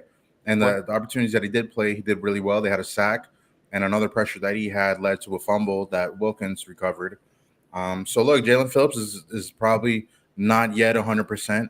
But when he does, this guy is going to be the reason why you have a little wrecking crew on your defensive line. Christian Wilkins needs to step it up. I like what I've seen from Zach Sealer so far. I like what I've seen from Andrew Van Ginkel so far. Bradley Chubb is coming around the corner. We'll see how much more around the corner he comes. You like what you see from some of the other guys that are holding it down on the back end. Well, by the way, let's defend Chubb here because I've been also part of, hey, bro, you're stealing money without a gun and a mask. At least he had a good game this week against a really good team because we kept saying, well, you played well against those shitty teams the last couple of weeks.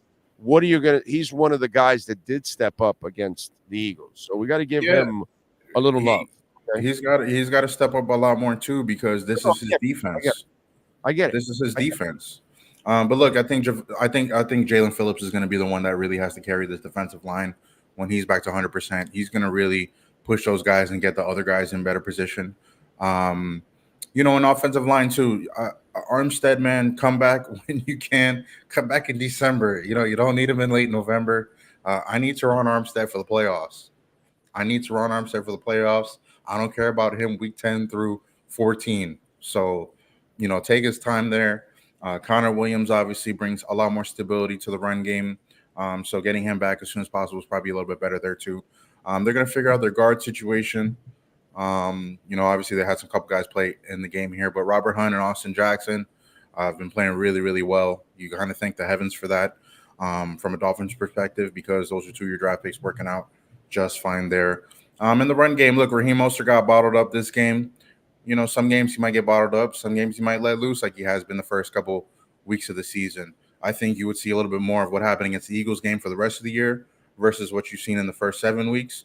But, there's a way to scheme that up and have him open.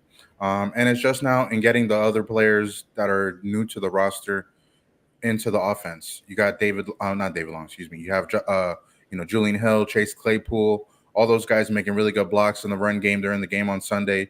Those guys are going to get a little bit more comfortable, get a little bit more action, have some more, roles to play in this team moving forward. But I think the Dolphins, hopefully they look themselves in the mirror after this game and figure it out, man.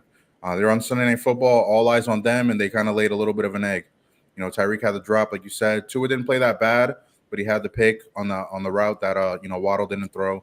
Wilkins missed a big tackle, a huge tackle, but so did Bradley Chubb, man. And then look who we're asking them to go tackle, Jalen Hurts, who's a very, very good quarterback and was an MVP candidate, right?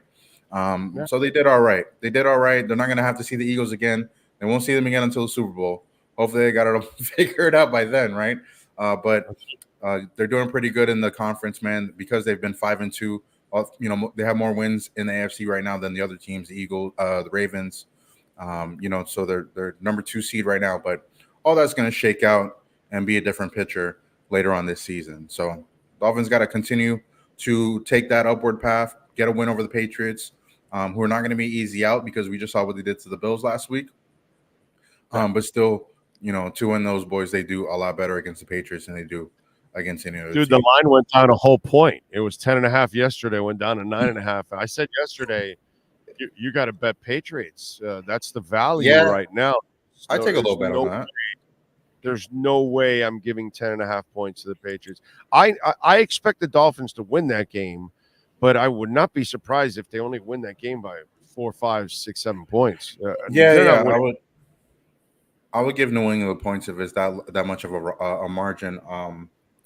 But look, they play them tough always, and the Dolphins. Yeah. They know how to play the Patriots, so you're not kind of worried about their mindset going into it. Yeah. They're not going to overlook these guys. All right, follow them on Twitter. Come on after a loss. Follow him on Twitter at Safed_Dean and catch his work there at the USA Today. Safed, as always, thank you, my brother. We will catch up later on in the week. Thank you, Big O. Appreciate it, man. Thank you, sir. There you go. The great Safed Dean and our BaptistHealth.net/ortho Miami Dolphins report. And folks, you don't need to be a professional athlete to go where the pros go. The doctors at Baptist Health Orthopedic Care can see you now. Visit BaptistHealth.net/ortho to request an appointment and get yourself back in the game. And if you have an injury that's keeping you from doing what you love, take charge of your health, get back into the game with the help of the all-pro staff at Baptist Health orthopedic care. The Baptist Health of South Florida Miami Dolphins report with insider Safid Dean is brought to you by Baptist Health of South Florida. From orthopedics, sports medicine, cardiovascular, and even cancer. Get the world-class healthcare your family deserves at BaptistHealth.net. All right. Yes, sir. Don't forget EJD Construction, a proud sponsor of our program. Call Eric right now. Dade and Broward counties only. 305-433-4843. That's his personal cell number.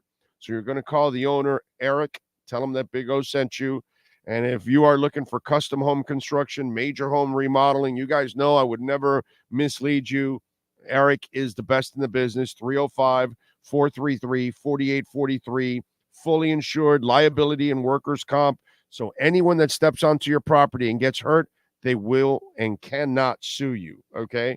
They are fully insured. By the way, whoever you hire to work on your property, make sure they're fully insured. Call EJD Construction for the custom home construction. Maybe you need to remodel that kitchen, whatever it is. You want to, some people are now building efficiencies and like Airbnbs when they have extra room on in their property to make extra money. Very interesting. 305-433-4843. All right. True Fin fan, thank you for the love in the super chat. Remember, you can make a donation through Cash App or Venmo at Cash Big O Show. That is Cash Big O Show. True Fin fan says, when do we play the good teams at home? It's an interesting one. Yeah. Well, you will play the Bills at home, right? So you'll get that one at home. Not too bad. Let's see. Venmo. Let's see. We got Hateful Steve here. I heard all offseason the Dolphins are built to win now. Now it seems that's changed. Well, they're built to win now. The question is, are they good enough? There's two different things. They're built to win now, but you're finding out that they're not good enough, Steve. That's all it is. It's not a matter that they're not built to win. It's just, are they built to be the best? Apparently not. Right now, they're not built to be the best. They have to get there. So we'll find out if they can get there this year.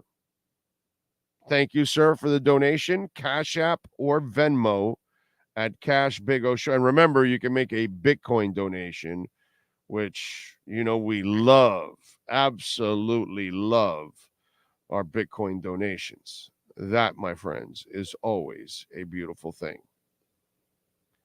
See what we got here. Any news? No, I'm not seeing anything right now. That is the ticker for BlackRock's spot Bitcoin ETF has just been removed. That's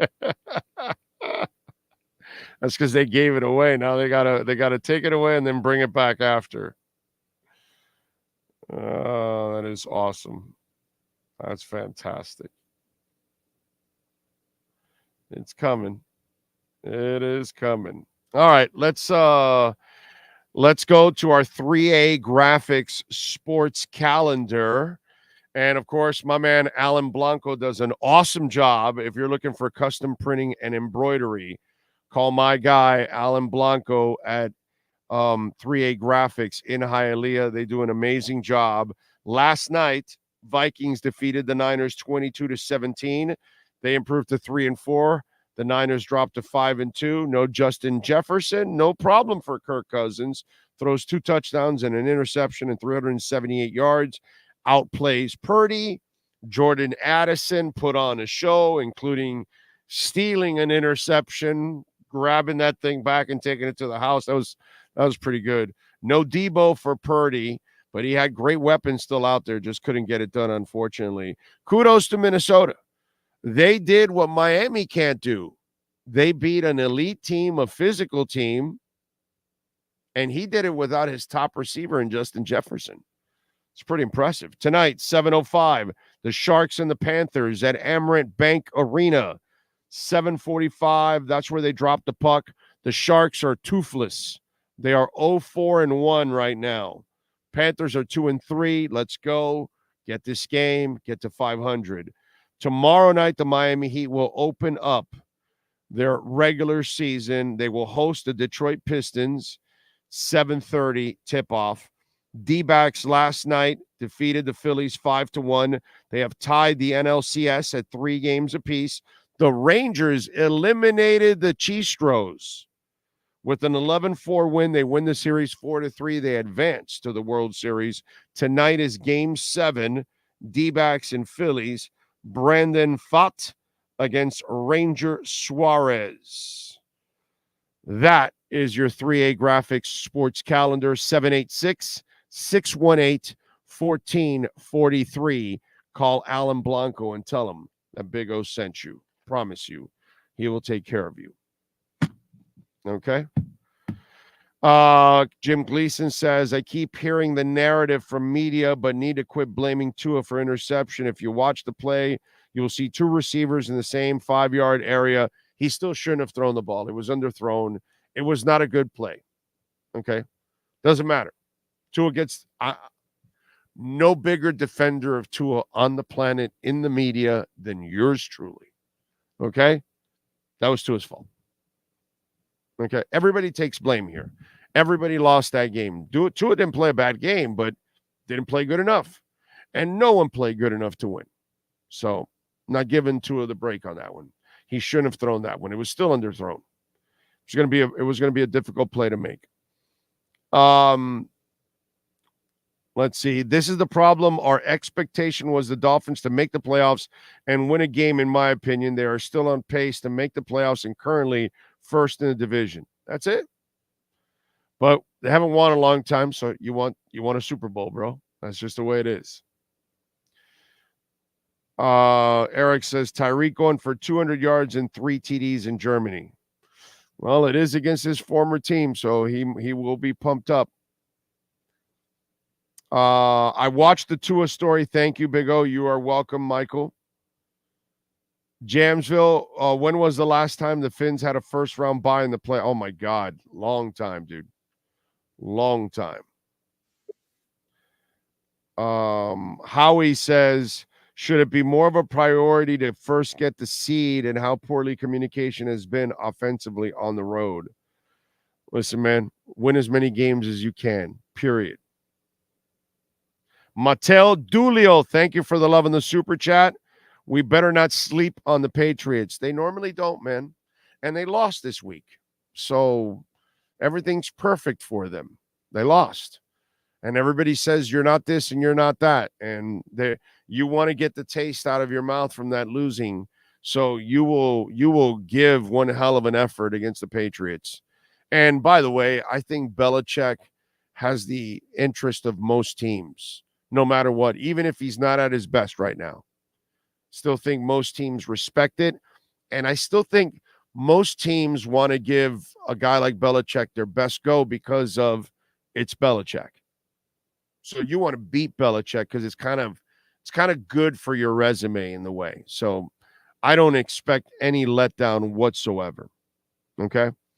All right, let's do it. Let's talk a little Miami Hurricanes with the one and only Manny Navarro. The viewpoint, statements, or beliefs expressed on the following program by the host, guests, or callers are not necessarily the opinions of FantasyXS.com, Media Group Inc., ownership, management, sponsors, or website. If you're a Miami sports fan, there's only one store to go to, and that's Canes Wear at Miami Fanwear in Davie. They're your one-stop shop for all your inner Miami CF, Canes, Dolphins, Panthers, and Marlins merchandise. They have hats, t-shirts, game day jerseys, and so much more. Located at 2655 South University Drive in Davie, and open 24/7 online at caneswear.com or innermiamiwear.com. Call them at 954-835-5597. Caneswear, the spot where inner Miami and all Miami sports fans shop. Time for Canes fans to get what they want. Information, insight, and perspective. It's the Canes Wear Miami Hurricanes Report with Manny Navarro, exclusively on the Big O Radio Show. Here's Big O and insider Manny Navarro. A lot of things Manny can do. There's one thing he can't do. I bet he can't get 217 votes at the House to be the speaker. I bet he can't do that. I would not get enough votes for anything. Big O. I'm not good when in any of that kind of stuff, man. I never ran for office, but like anytime we have issues in my fantasy league, they're ready to kick me out as the commissioner. They don't want me to be the guy anymore. So I don't have the support of the people. I don't get enough votes in my house, so I can't even go to representatives. So it's it's screwy as it is. So it is what it is. But it's just, boy, that scene is just too funny. It just is too. It's sad for the rest of us, by the way. Yeah. While that's funny, it really screws all of us. But whatever, it is what it is. It's the wacky world that we live in. Anyway, all right, my brother. So let's get to it. They won. There's no doubt about that. Although it was just one of those where, watching Mario, I thought he would be a little bit more realistic about the win, where it's almost a little fantasy because they're it reminds me of under Manny Diaz celebrating the, what was it, Central Michigan, Eastern Michigan win or whatever the hell it was. Central Michigan, right? I think it was 17-12 or something like that. Yeah. Yeah, and they were like jumping up and down. It's like, yo, bro, you barely beat Central Michigan. Shut the hell up and get into the locker room. I just kind of thought that there was a lot to be desired in that game, and you didn't play that well, but I just thought you kind of treated it too loosey-goosey there, like it was this great accomplishment. I don't know. Well, I think what you need to do is probably take a step back from it and think about the fact that, this team, when they played Clemson 11 months ago before Saturday, it was 40-10, and they basically got completely dominant. I think they had 98 yards of total offense. So I think for Mario, he's looking at this big picture, which is he's 10-9 as the head coach, and that was arguably his best win. If we're being honest, I know the Texas A&M win was impressive because Texas A&M was, well, at the time, because they were ranked, but I think now that we're seeing Texas A&M fall apart a little bit, right? The critics are going to say, "Well, Texas A&M wasn't that good." And what's Clemson doing? Well, no, I agree. They're both sort of receding, right, from what they should be. I'm not arguing that point, but I think from hey, this team whooped our ass last year. I mean, they were close with Texas A&M a year ago. It was 17-9 over there. That's true. Clemson whipped their ass, and to me, to come back from that, to come back from 2 losses in a row, I get why he's happy and excited about it. And I will say this: for as much as we can criticize his clock management, which I still don't agree with at the end, I think you got to try to take. I got to give credit to Lance Guidry for coming up with a defensive scheme in terms of the 3-3-5 stack, where he didn't run that basically the whole season. And that certainly played, I think, an issue in this game in helping Miami win and hold Clemson to 31 yards. So there was a coaching adjustment after the North Carolina loss where, because of injuries, because of personnel, Miami made an adjustment. So I got to give Lance Guidry credit at least for making the right decision and setting Miami up and putting them in a position to win this game. No, listen, they won, and I'm glad that they won because you didn't want a 3-game losing streak. It would have been absolutely depressing. I just see this as a bad Clemson team. It's not the same team you beat last year, and you're really not that much better than you were last year, to be quite honest. So it's just one of those things that it's kind of I just have a hard time buying it when there are so many holes in your game, overall, and your game day coaching. My God, that is one thing. I know he was conservative because we've talked about that even when they hired him, that he had a conservative nature to him. But man, some of the decisions that they've made, it's just on game day. I don't feel confident with him on game day at times. And that's kind of odd that by now you should be pretty damn good at it. Yeah, I think obviously for Mario, that conservative side of him, reeling back the offense, being the guy who wants to turn it into a rock fight, like I just think that's who he is at this point. I think that's something you're going to have to accept. And if he has a great offensive line and a great defensive front, like he sort of built at Oregon, then you're probably going to win a lot of games eventually. Yeah, but I think the guy who is going to throw the ball, like unless he's got confidence in the quarterback, like the way he does for Tyler Van Dyke, where he feels good about Tyler, unless he has, that guy under center, I think you're going to see this approach every time. And that's why next season is going to be ultra interesting, right? Because if Tyler Van Dyke is gone after the season, which I would assume he will be, I'm not saying it's because he's getting drafted in the first round or anything like that, but I just think he's been here 4 years already. I think he wants to go. That's just my opinion. Then I'm very interested to see what happens at the quarterback position and how that affects Miami going forward in 24 and 25 and so on. So, but Tyler should be back this week. I think the offense will probably look more like it did the first couple of weeks, where it was scoring a lot of points, and they'll be more aggressive. But I think the overall sentiment that you shared about Mario and his coaching and being ultra conservative, I don't know that that's ever going to change. Yeah, no, like I see one guy say here, I disagree, Big O. This Canes team is much better than last year. You're talking about the talent. I'm not talking about the talent. I know the talent's better, but it's being mismanaged.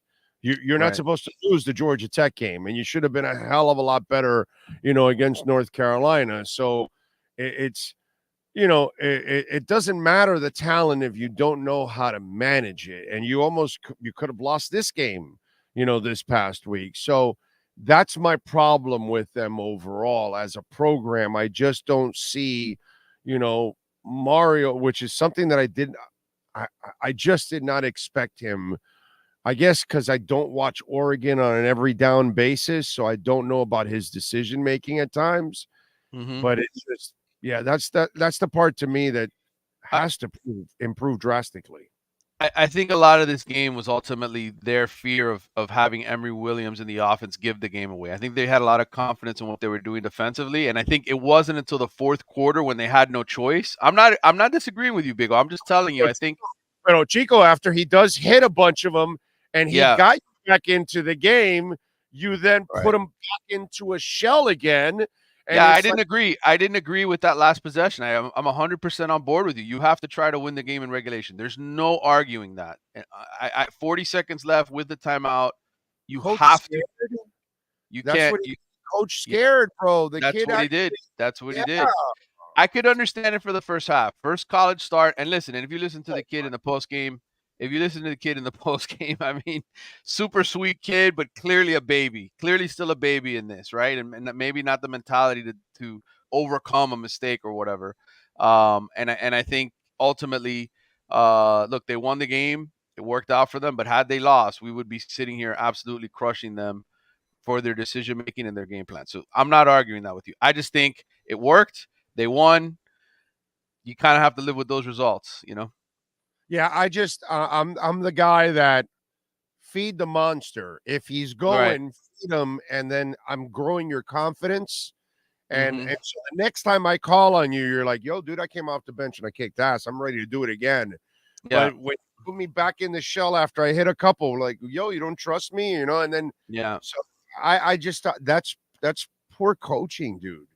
That's just poor coaching on his part. And I'm a big Mario guy, but I won't shy away from being objective ever. I don't. Listen, again, I agree with your sentiment. At the end of the game, after you've tied it, go for the win. You don't play scared at that point. But he chose, and he's fortunate that they won the game in overtime. But we certainly would be talking about those coaching decisions in a much worse way had they lost that game, especially in overtime. So how are they health wise? They're beat up, man. That was a physical game. Clemson's got, say what you want about them sliding, they still have some studs on that defensive line. They had some good players on their offensive line. That was a physical battle. So I know Don Chaney Jr. got banged up at the end of that game. Mario sort of said that part of the reason they sort of just decided to run the clock out was in part because he was banged up. He's their best pass blocking running back. So we'll see where he is. I know Henry Parrish is supposed to be coming back this week. He's the leading rusher. So to me, they get AJ Allen, they get Henry Parrish. You could probably beat Virginia with that if you have to sit out Don Chaney this week. Like as I mentioned, Tyler Van Dyke should be back. The big loss really is Nigel Lee Kelly because he was one of your starting defensive linemen. He's out for the year. Mario doesn't think he'll be back. I mean, who knows? Maybe it's one of those deals where he comes back for the bowl game or something like that. But I think for now, they're basically going on without him. Akeem Mesidor, we're waiting to see when he's going to be back. I've seen Akeem now 2 weeks in a row in street clothes. I don't see him limping, but I also don't know for sure. I think he's supposed to undergo some more tests this week to see, hey, is he ready to come back and start practicing? So we'll find out. He's a big one because to me, part of the reason we've seen so much of Ruben Bain is because he's been out. Otherwise, we probably wouldn't have seen Ruben Bain play as much. He would have been more sporadic. So we will see. Miami's certainly a better team with Akeem Mesidor on it. Who else was banged up that I remember off the top of my head from that game? I know Colby Young was out for a little bit towards the end because he kind of I think he hurt his back a little bit, making one of those leaping catches, but he came back into the game, obviously. So we'll see, but they're physically beat up from this game. A lot of ice baths, a lot of recovery training room, and so don't be surprised if on Saturday when they line up against Virginia, you're like, hey, where's this guy? Oh, wait a minute, Mario didn't tell us this guy was out. That's just what you're going to get out of him going forward. What do you think about this matchup against Virginia? Listen, Tony Elliott deserves credit, man. He went on the road and he won at Carolina, a top 10 ranked team, a team that Miami obviously couldn't beat. And I'll tell you this for him, he's gotten a lot of criticism. I think he also he's had a crap roster to work with at Virginia. What he inherited there wasn't very, very good. He's lost kids to the transfer portal, but he made it work against Carolina. So you can't sit there and just take them for granted and say, hey, they can't come into Miami and beat the Hurricanes. Because look, I met Tony Muskett, their quarterback, at the ACC Media Days. He's a tough kid, played at Monmouth, has a tough mentality. He'll make plays with his legs. Miami's going to face some quarterbacks here the next couple of weeks that can make plays on the run. So they can't look past Virginia. They've got a receiver, a transfer kid that came in from Northwestern, who is highly productive, makes a ton of catches for them. So they've got guys that can make plays, and they're a hungry team. They're a team that has nothing to lose at this point. So for Miami, they got to take them seriously. They can't look past them. It has to be 100% focus this week to beat them because they don't care. They just beat North Carolina. They got all the confidence in the world. They can come in here and win. Yeah, well, and they get to play loosey goosey. Yeah, exactly. Yep. That's they have nothing to lose in this matchup, whereas Mario has everything to lose. And he actually, unfortunately, Mario's kind of put himself in a position where he really can't slip up too much more. No. No, I mean, and that's what happens with the Georgia Tech loss. I mean, we know it. They should be 6-1, and they should have a chance to reach the ACC championship game. And I think even though North Carolina lost and Duke lost and Louisville has a loss, Miami still got to win on the road at Florida State to finish with 2 losses to get to Charlotte. So the odds are stacked against them reaching Charlotte at this point. They're playing catch up, and they didn't go back into the top 25 after this win. I know Duke gets all the credit for beating Clemson earlier in the year. Everybody's like, "Oh, what an impressive win!" Miami's like, "Well, no, you beat them and gave them their 3rd loss. Who cares anymore?" Right? So Duke is still a top 25 team because they played FSU tough for a half. So I think Miami's right there. I think Miami's on the edge of being a top 25 team, a top 25 program. But they're not going to earn any respect unless they run the table or finish maybe with one more loss to Florida State, finish 9-3. I think they do that, they probably finish as a top 25 team. Boy, Florida State is owning this conference. That's for damn sure. All right, follow him on Twitter at Manny_Navarro, and of course, check out his work there at The Athletic and subscribe. Manny, as always, thank you, my brother. We'll catch up later on in the week. Thank you, brother. Good talking to you. See ya. Got it. There you go. The great Manny Navarro. Don't forget, use our code BIG010. You will get 10% off at Caneswear, 2655 South University Drive in Davie. If you go in person, you can use our code. If you go online, and remember, over $99, you will get free shipping. Use our code BIG010. You will get 10% off at Caneswear. All right. Welcome to Caneswear. New store, new items, same great experience. Family owned and operated since 2010, Caneswear has the latest merchandise from the Miami Hurricanes, Miami Dolphins, Florida Panthers, Inter Miami CF, and more. Come visit us at our store in Davie on University Drive, just south of 595, or online at caneswear.com. Caneswear, the spot Miami fans shop. All right, all right, all right. Yes, that is where Miami fans shop. Loving it. Loving it. All right, all right, all right. Oh, man.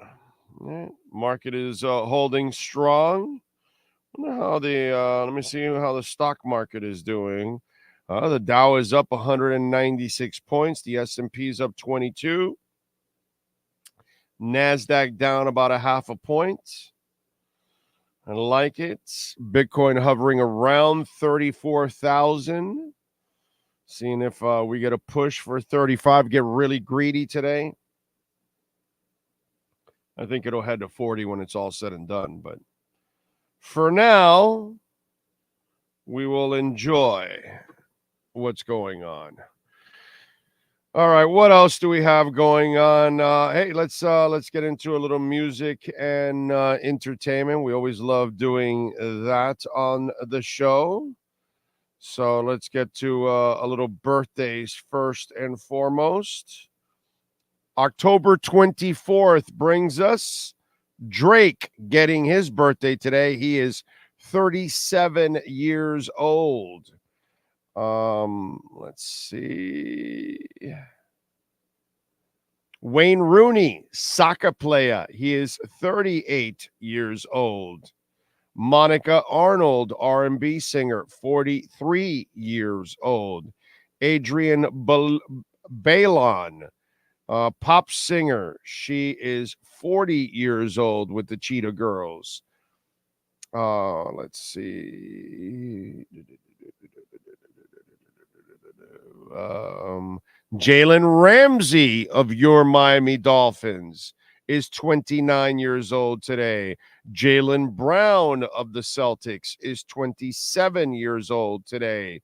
Bobby Lights, R&B singer, is 33 years old today. Tila Tequila, she is 42 years old today. Sean O'Malley, MMA fighter, he is 29 years old today. Kevin Kline, that lucky bastard, is 76 years old today. Why do I say that? Isn't Kevin Kline the one that's married to Phoebe Cates? So he took Phoebe Cates off the market years ago. I'm pretty sure. Look it up for me there, Sean. Kevin Kline with the K. Isn't he married to Phoebe Cates? Today in music history, let's see. 1979, Paul McCartney on this date was honored by the Guinness Book of World Records for being the best-selling songwriter and recording artist in musica history. In 2000, on this date, Linkin Park released their debut album, Hybrid Theory. I love Hybrid Theory and Meteora. My God, those two albums are fantastic. And then it went all downhill after that. In 1970, on this date, Santana scored their first #1 album with Abrax, which went on to spend a total of 40 weeks on the charts. In 2005, a reformed Cream sold out 3 nights at Madison Square Garden. In 2003, on this date, founding guitarist of Evanescence, Ben Moody, hey Moody, walked out on the band during their European tour. In 2006, Forbes.com revealed that Kurt Cobain had passed Elvis Presley as the highest earning dead celebrity. The late rocker pulled in $50 million.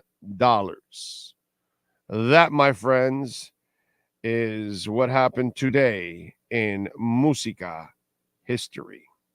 All right? You guys got that now? And you are correct, Phoebe Cates. It is.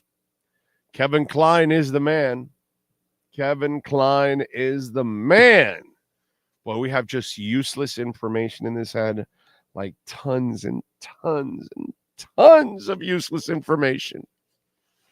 We are exceptional at useless information. Dolphins favored by 9.5. The over and under is 47. Patriots plus 360 on the money line. The Dolphins are minus 470 on the money line. And as for Hard Knocks, look, guys, I don't have a problem with it. I get more Dolphins. The only negative I have for it all, it's Tua. Because people love, the Tua haters and disbelievers and the people that are all wrong about him. They need to go find something.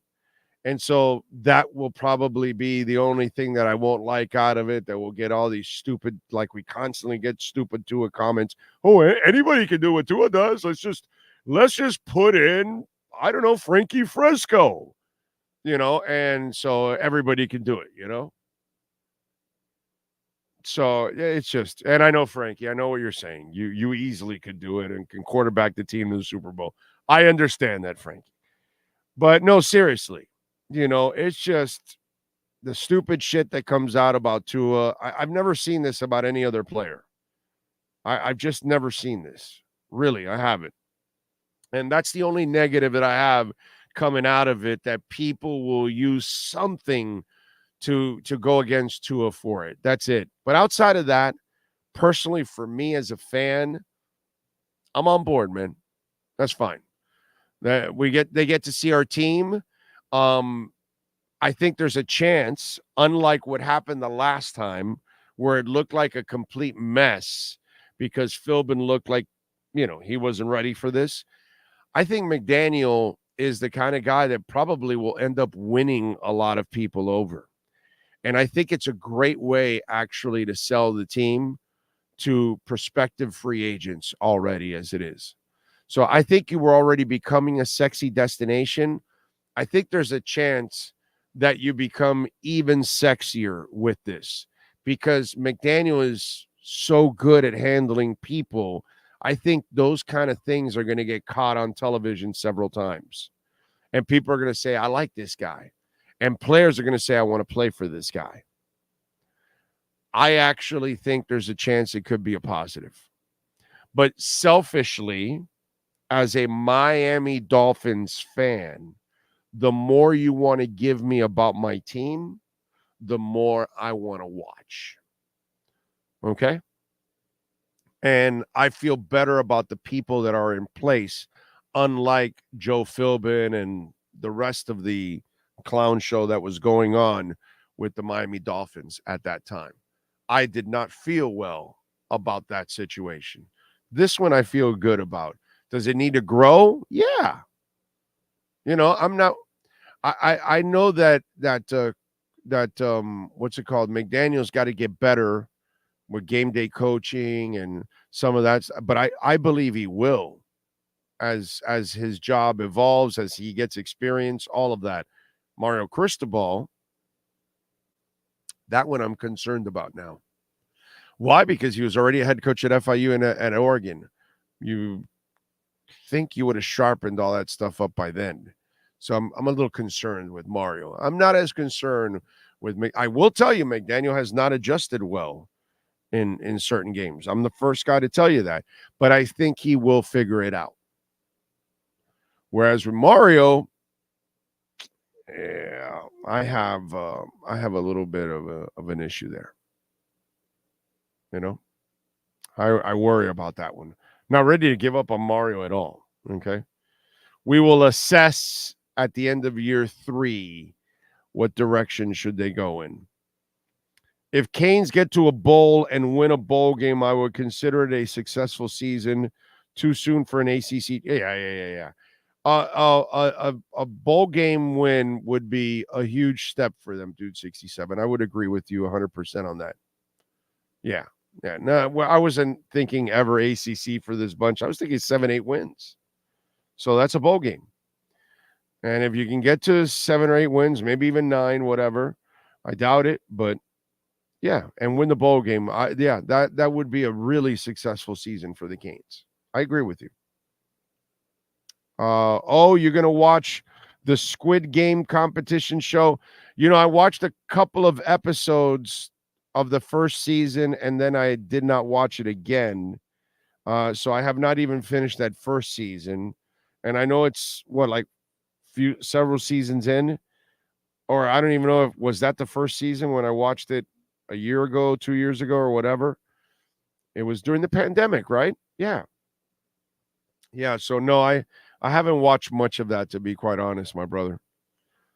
Lou Dutter says that was Santana's greatest hits album, Abrex. Yeah. It's a hell of an album. Ragin says, at least the Finns are a good team on Hard Knocks instead of a crappy one like last time. And led by a complete goofball in Joe Philbin. What position would you like us to trade for at the deadline? I don't know what's available, Troy. I got to know first what's available. Don't know.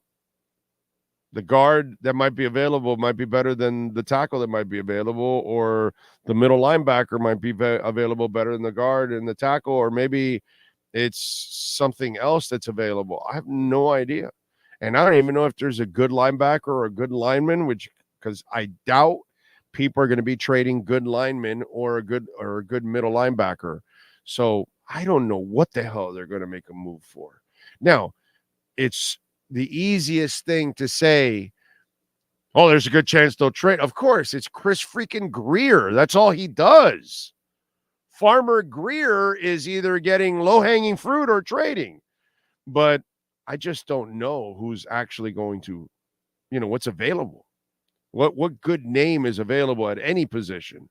I need to know. And that's what I don't know. So, hear me out, I know I should give Mario more time, but I think I'm off the ship.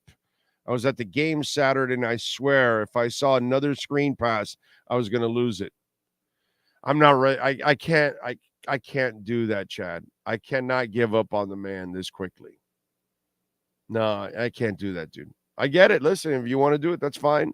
It's up to you guys. It's, that's your right. But not ready yet. Not ready yet. I need to see more. I'm going to wait for the end of next season to then say, okay, yeah, let's try year 4, or this is his hot seat year for me. I don't know yet. We'll see. But I got to see through this year and next year. I want to be able to give him a legitimate amount of time to prove that he's the right guy for it. But in the end, it doesn't matter what you and I think, because it's the administration that's paying him. So they're the ones that are going to have to decide to keep him or fire him or whatever, and in the next year, 2, 3 down the line, whatever it is, or extend him in 3 or 4 years. Thanks for the positives on the Hard Knocks show. I was worried about it at first, but the free agent perspective makes sense. I just think that it's good for people to see, if we do have such a great environment and the coach is so good with people, I think there's a lot of positives to that. I really do. Now, Miami needs to win, so it looks good. You know what I mean? Other things need to take place. But I think it actually could be a positive. And again, selfishly, I'm a Dolphins fan. So you want to give me more material on the Dolphins? Bring it. So now I get to watch the Dolphins twice a week, once on Hard Knocks, once on Sundays. I'm good with that. I have no problem with that. I like Mike McDaniel. I like Chris Greer. I like Vic Fangio, even though, I know he hasn't, although his unit did pretty good this week. I got to say, got better this week. But I like this team. I want to show off this team, show off the facility, show off the stadium, show off the head coach. Maybe it pays off for Miami. So I'm good with it. I have no problem. Let's send. Let me see. Hold on. I think he did send me. Hold on. Let me see here. He sent me something. All right. Yeah. Send Cam a reminder there. Let's do this. Give me 2 minutes. Quick break here. When we come back, Cameron Wolf. We will hopefully unleash the wolf pack when we come back here to start off our number 3. We interrupt this program to bring you a special report. Miles an hour, that's a Category 4 hurricane. 3 deaths are reported in Florida after more than 24 were killed in the Caribbean. This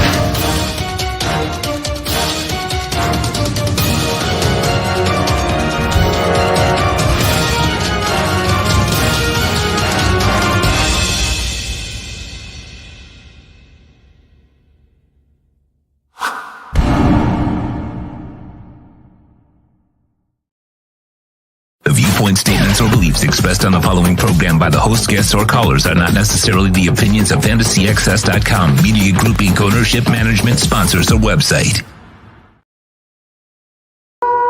We unleash the Wolf Pack as we get the latest in the NFL and the Miami Dolphins with our KSDT CPA Pro Football Report with NFL Network insider Cameron Wolf. KSDT is one of South Florida's largest and one of the country's fastest growing accounting firms. KSDT CPA is a full-service firm that also excels in crypto. Visit them at ksdtcpa.com or call 305-670-3370. Here's NFL insider Cameron Wolf. All right, there he is, locked and loaded and ready to go. You feeling good? I'm feeling good, man. I am definitely feeling good. How are you? It's game 7 tonight. It is game 7. I got my Phillies hat on. I'm feeling, I'm not gonna lie to you, I'm feeling nervous. I'm feeling confident, but I am nervous. I thought we were gonna finish it last night, and we didn't. Bats just didn't come alive. Nola got hit early, and now we got to close it out tonight. But we're at home. We got Ranger on the mound. I believe in those bats. It's a night game, so the crowd can go crazy, get time to get into the stadium.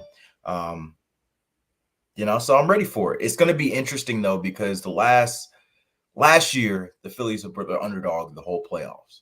And for the first time in a long time, the Phillies are the favorites. And when you're the favorites, there comes a different pressure. You're expected to win.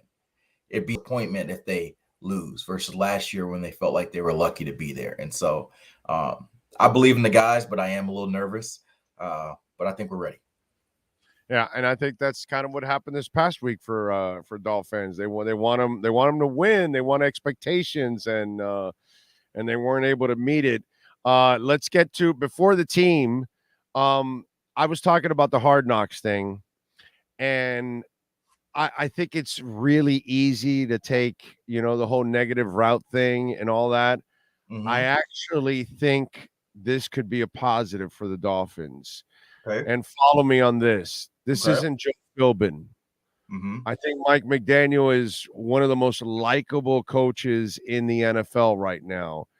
People that don't follow the Dolphins are following the Dolphins because of the excitement they bring and all that, but also the head coach. He's different than all the other head coaches. And you start to look at the stadium, the practice facility. You start to look at, you're in South Florida, the views, all that. The team's electrifying. Mm-hmm. Then you've got a coach who really can relate with human beings overall. I just don't think this is the uncomfortable Joe Philbin situation with the dysfunction of Jeff Ireland and all that other stuff that was going on in those days. I think there's synergy here. I think there's a structure here. Is there a threshold that they haven't passed yet? Yeah, we all know that. We all know they're a good team. That's my theme. They're a good team. They haven't become great yet. That's what they need to do, right? Right. That's the only thing that's going on here. And so for me, I actually think this could be a really good PR move for the franchise, for the league, and players and agents going, you know what? Man, I should send my player there. Players go, you know what? I want to play there, bro. It's South Florida, taxes. Look at how cool that coach is. I tend to think what is kind of viewed generally as a negative, I think this actually can be spun as a positive for the Dolphins. Your thoughts on that? So I will say that generally coaches don't love these things because they view them as a distraction, right? Of They course. view that, you're going to be inside our domain. You're going to reveal things to teams that may be a competitive advantage. You're going to reveal things to about our players that become a distraction. And I think the concern is that it's more trouble than it's worth. That being said, you typically only have to worry about that if one, you have guys that you're worried about doing the wrong thing. And second, I do think that it is a benefit, and Mike McDaniel mentioned this, that you're having NFL Films partner with HBO on this. And if you watch any of the previous Hard Knocks, they very much take team concerns, limitations in mind. Like, for example, the preseason one with the Jets, they told them purposely they did not want to cut players on camera, and they did not want to have cameras inside the meeting rooms and individual meetings while they're going over game plan and scheme. And so those two things were not part of the show. So NFL Films is going to want the Dolphins to be a willing partner rather than force them to do something they're not, beyond doing the show. And so I do think that the questions as far as it being a competitive advantage as far as scheme and as far as getting stuff out that you don't want to get out there is limited because you're going to have some creative control. As far as the benefit, I think you're going to be able to see different perspectives. You're going to see how Mike McDaniel works and maybe see a little bit more of the intertwining of what is becoming a special group and special relationship. The only negative I see out of it, mm-hmm. I think you know where I'm probably going to end up going. People love to spin shit on Tua. Mm-hmm. So something Tua will say or do, and then they're going to want to, dissect it and whatever. And because that poor kid always has to deal with so much bullshit and so much crap. Right. So I that's the only thing I see out of it, because maybe with Tua being so comfortable now, yeah, maybe some of that awkwardness won't be in there that people will gravitate to. That's the only thing I really think that could be a negative. Yeah, Tua is definitely a different guy, but I will say that you saw him, like he did an interview with Michael Smith that ran on NBC. You see him wanting to talk more and more about what he's going through, what he's thinking through his head, right? What makes him go, like these sort of things where I think in the past, he even talked about in an interview, he was reluctant to do certain things on the field, do certain things off the field based off of how the reaction he might have got from his coaching staff, and so I think that I'm less worried about that aspect of it. I do think that what's always interesting for these shows is when things go wrong, because a lot of the filming hasn't started yet. The filming will start when they get back from Germany. And so it'll be from the bye week on that you'll see this Dolphins team. So we've seen the good. They're gonna be starting the show at the very least, 5-3 at the very least, or 6-2, or no, 2 games from now. So they would be starting the show anywhere. They would have a winning record anywhere from 7-2 to 5-4, or 6-3. They're going to have a winning record. So they're going to be a positive team when the show starts. But what happens if they go into a losing streak? What happens if they get some unfortunate injuries? That's what's going to be interesting to show that part of the story. Because if I remember right, the Colts did this in season a couple years ago. And Yep. the Colts had a similar situation that I'm referring to where they were way ahead. They were playing really well. And then the show started, and I don't think it's related. I'm not saying that there's a jinx or anything, but they collapsed and they had a bad collapse against Jacksonville. And this was a bad Jacksonville team. And they lost like blown out when all they had to do was win and get in the playoffs. And that show was just miserable. It was just showing the emotions and the sadness. And nobody wants to be shown at their lowest moment. And so that's the only concern. If things don't go well on the field, you know that everybody is going to get that all-in glimpse of you. But if it goes great, then it's a great documentary for what could be a great run of the season. So I'm not worried about it too much. I think it'll be good for them to get access that maybe we can't. We're a lot of times limited by what we in the media can get, and so they're sort of going to have to open up their doors in ways that we can't get behind the scenes. So I'm eager to see what they produce. As I told Dolphins, hey, we get the Dolphins twice a week now. Yeah. Once on HBO and the other one in the game. So that'll be fun for us. And you want to give me more on the Dolphins? I'm good. I'm all in. So I just think this one's good. I think this one will turn out good for them. I think this will be good PR for Mike McDaniel overall. I think he's going to win people over. You know what I mean? So hopefully, and if they win, then maybe Tua starts winning some of those people that, for whatever reasons. Right. I don't know how you don't root for a guy like that. It's just I can't understand it.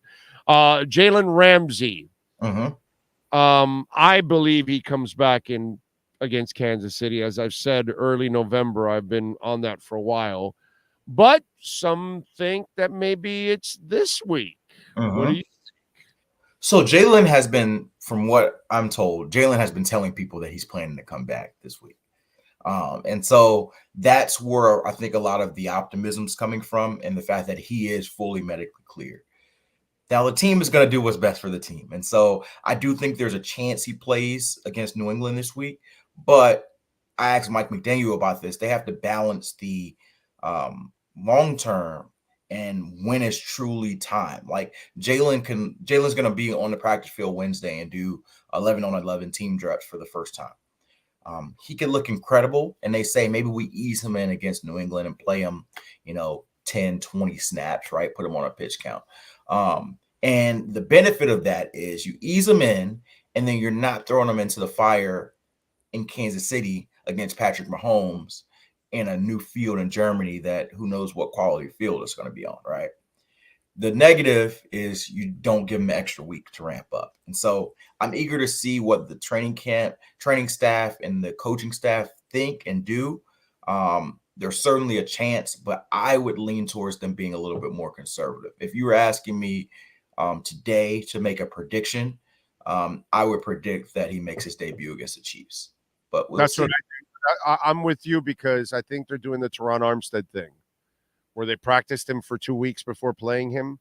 I think that's what they're going to do. I think they want to go through a week of practice and then see how his body responds. And then if it responds well, then he has that second week of practice, and now you've built the stamina up now. Right. And so now I think you go for that third week and you bring him in against Kansas City. Plus, even in the Kansas City game, while you're going against Mahomes, you're really not going up against elite receivers. Right. So that's actually a pretty good thing, because the only elite is Kelsey. And that will have to be Javon maybe, I don't know, if hopefully Javon. He's cleared the protocol by then, Yeah. Yeah, because hopefully, I mean, there's a chance he could. Now, in the Javon thing, hindsight is everything. Okay. Because this proved that the system is also flawed, because if he's in concussion protocol and you put him back out there, right, that means he had the symptoms before you put him back out there. I don't know that's necessarily true, because sometimes the symptoms, concussions have symptoms that pop up within 12 hours, within 24 hours. And so he certainly could not have felt the symptoms until he got home. That's certainly a possibility. And he went to sleep and felt them in the morning. You know, and certainly there's been cases, not saying this is the case for Javon, but there's been cases where guys just, you know, blow through the test, right? Where you might be concussed, but you get the questions right and you say, I don't feel any symptoms, even if you do, right? And you trust in the player a little bit. And so there is a little bit of a, you know, a trust factor. It's not a perfect science. I do think that, you know, there hasn't been a lot of examples of players who have cleared the protocol in 1 week. And so I would assume that you're not going to see him this week against the Patriots. Yeah. But I do think that given this team went through so much with the concussion protocol, it's not something they loved that it went that way. Now it was the unaffiliated neurosurgeon who cleared them, and you know what can you do? I mean, I know some people mentioned after I tweeted about it that you just hold anybody out, but then that gets to fans like, oh, why are we unnecessarily checking players? Like if you don't have a concussion, you know, like Bridgewater last year, he gets hit and you pull him out and you're like, man, you're costing us games because you're just holding guys out who didn't even get hurt. So it's a balance, right? You want the safety. Like to me, I saw that hit and I figured that's a concussion hit, you know, like they ran into each other. It looked violent, right? But at the same time, looks don't guarantee it. And so ultimately, David Long, who didn't come back in the game, didn't have a concussion. And Javon, who came back within 5 or 10 minutes, did have a concussion. And so it's a imperfect science. And there's not a perfect answer, because if you go the opposite direction, like I mentioned, and say anytime you get evaluated for concussion, you're out for at least that game, and you have to pass the next day, and then you can be cleared the protocol. That's one thought, right? But you eliminate so many players for stuff that may not be related to a concussion, and that affects your, you know, your play of the game. Or you have situations, but you're also putting the player more at risk. And in this case here, where maybe you should have held him out of precautionary reasons, and he didn't compound what he already had with more hits. Absolutely. Because maybe if you hold him out, he clears it again the next morning and he's back. Whereas by putting him back in there and he had maybe more car crashes while he was in the field, now he ends up registering on the whole thing. It's, you know what? It's a weird balance. Like I would not want to be a head coach making that decision. I would not want to be the head coach making that decision. That's where you really trust your trainers. You trust the unaffiliated neurosurgeon, because your main goal as a head coach is to protect your players, but to also win games. And if the trainers coming to me or the UNC said he's clear to go, I talked to Javon. He said he's clear to go. I know me personally. I know how important Javon is. It's hard for me to say, hey, you know what? That still looked a little scary. Let's hold you out, right? It's hard. Like, yes, in retrospect, we can say, hey, that's what should have been done. And the Browns did something similar, which Deshaun Watson's shoulder may have been a factor. But Deshaun had the hit where he hits his head on the back of the turf. He does the concussion protocol. They said he's cleared. Coach decides, no, I'm still going to hold you out. And he held him out the rest of the game. And he tested. And ultimately, well, hold on a second. The inside story was that he wanted might be the shoulders are still bothered. That's what I'm saying. The shoulder might still be. The inside story was he wanted a massage right there on the field, but they weren't willing to give it to him. Okay, that's really what it was. So without a massage, Watson would not go back into the game. That's what I'm told. That's what you're told. That's what insiders are telling me. I'm just saying. Gotcha. Okay. But I think those situations are interesting, and I honestly would not want to be a head coach having to deal with that one way or the other. But yeah, I hope Javon is okay, because that's scary. You know, the fact that he most likely, given what the situation was playing with a concussion. You just hope that you can't win in any. Nobody wins here. Right. If the head coach says, we're going to hold you out. Well, aren't you trying to win the game, coach? Right. Okay, the player wants to play, but now we're doing a disservice by letting him play. Right. Then the player lies to us about playing and he shouldn't be out there. Right. Or, it's just like, or you let him play and it compounds what he already has, and now he's in concussion protocol, but you're trying to win. It's like you're the player, you're the coach, you're the doctor. Dude, nobody wins here. Like, it's impossible to get around this thing. Yeah, absolutely. It's a no-win situation. And I don't really have a solution. A lot of times, like I say, you should do this, you should do that. I think that honestly, I probably would have did what Mike McDaniel did. And that's sort of the game that we cover and they play. All right, injury-wise, what are they getting back this week? It looks like Jalen Waddle will be good to go. He's dealing with those back spasms. I'm curious, how much they linger. Connor Williams and Xavier will be the key questions because Xavier told reporters, which is why you have to be a little careful on players making their own diagnosis, which is why I said what I said with Ramsey. He's telling people he's going to play, and he certainly can play, but players often are a little bit more optimistic on their own statuses. X told people that last week, oh, yeah, I'm playing. Did the pregame workout, didn't show enough. They held him out. It's what I told you last week for both X, mostly about X, but with Connor too. You got to decide, is getting a guy and playing him through 75%, 80%, 70%, whatever you are with the groin, worth the fact that he may play with it the rest of the season?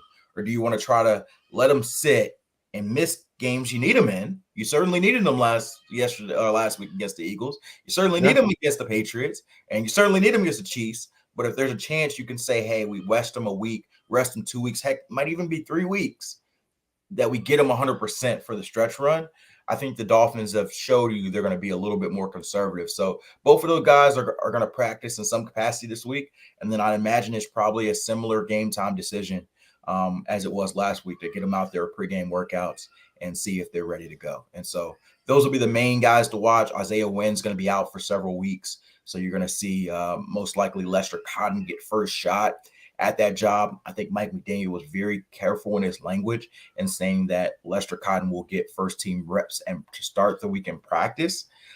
If he does not look great in practice, there's obviously a chance they could go with a Robert Jones or make a change in that. But it sounds like they want to give Lester Cotton a chance to bounce back after what was a rough outing in his, first significant action as a Dolphin. Yeah. I like him as a run blocker. I think it's the pass blocking where he has to clean up a little bit, but he can maul your ass. Yeah. Okay.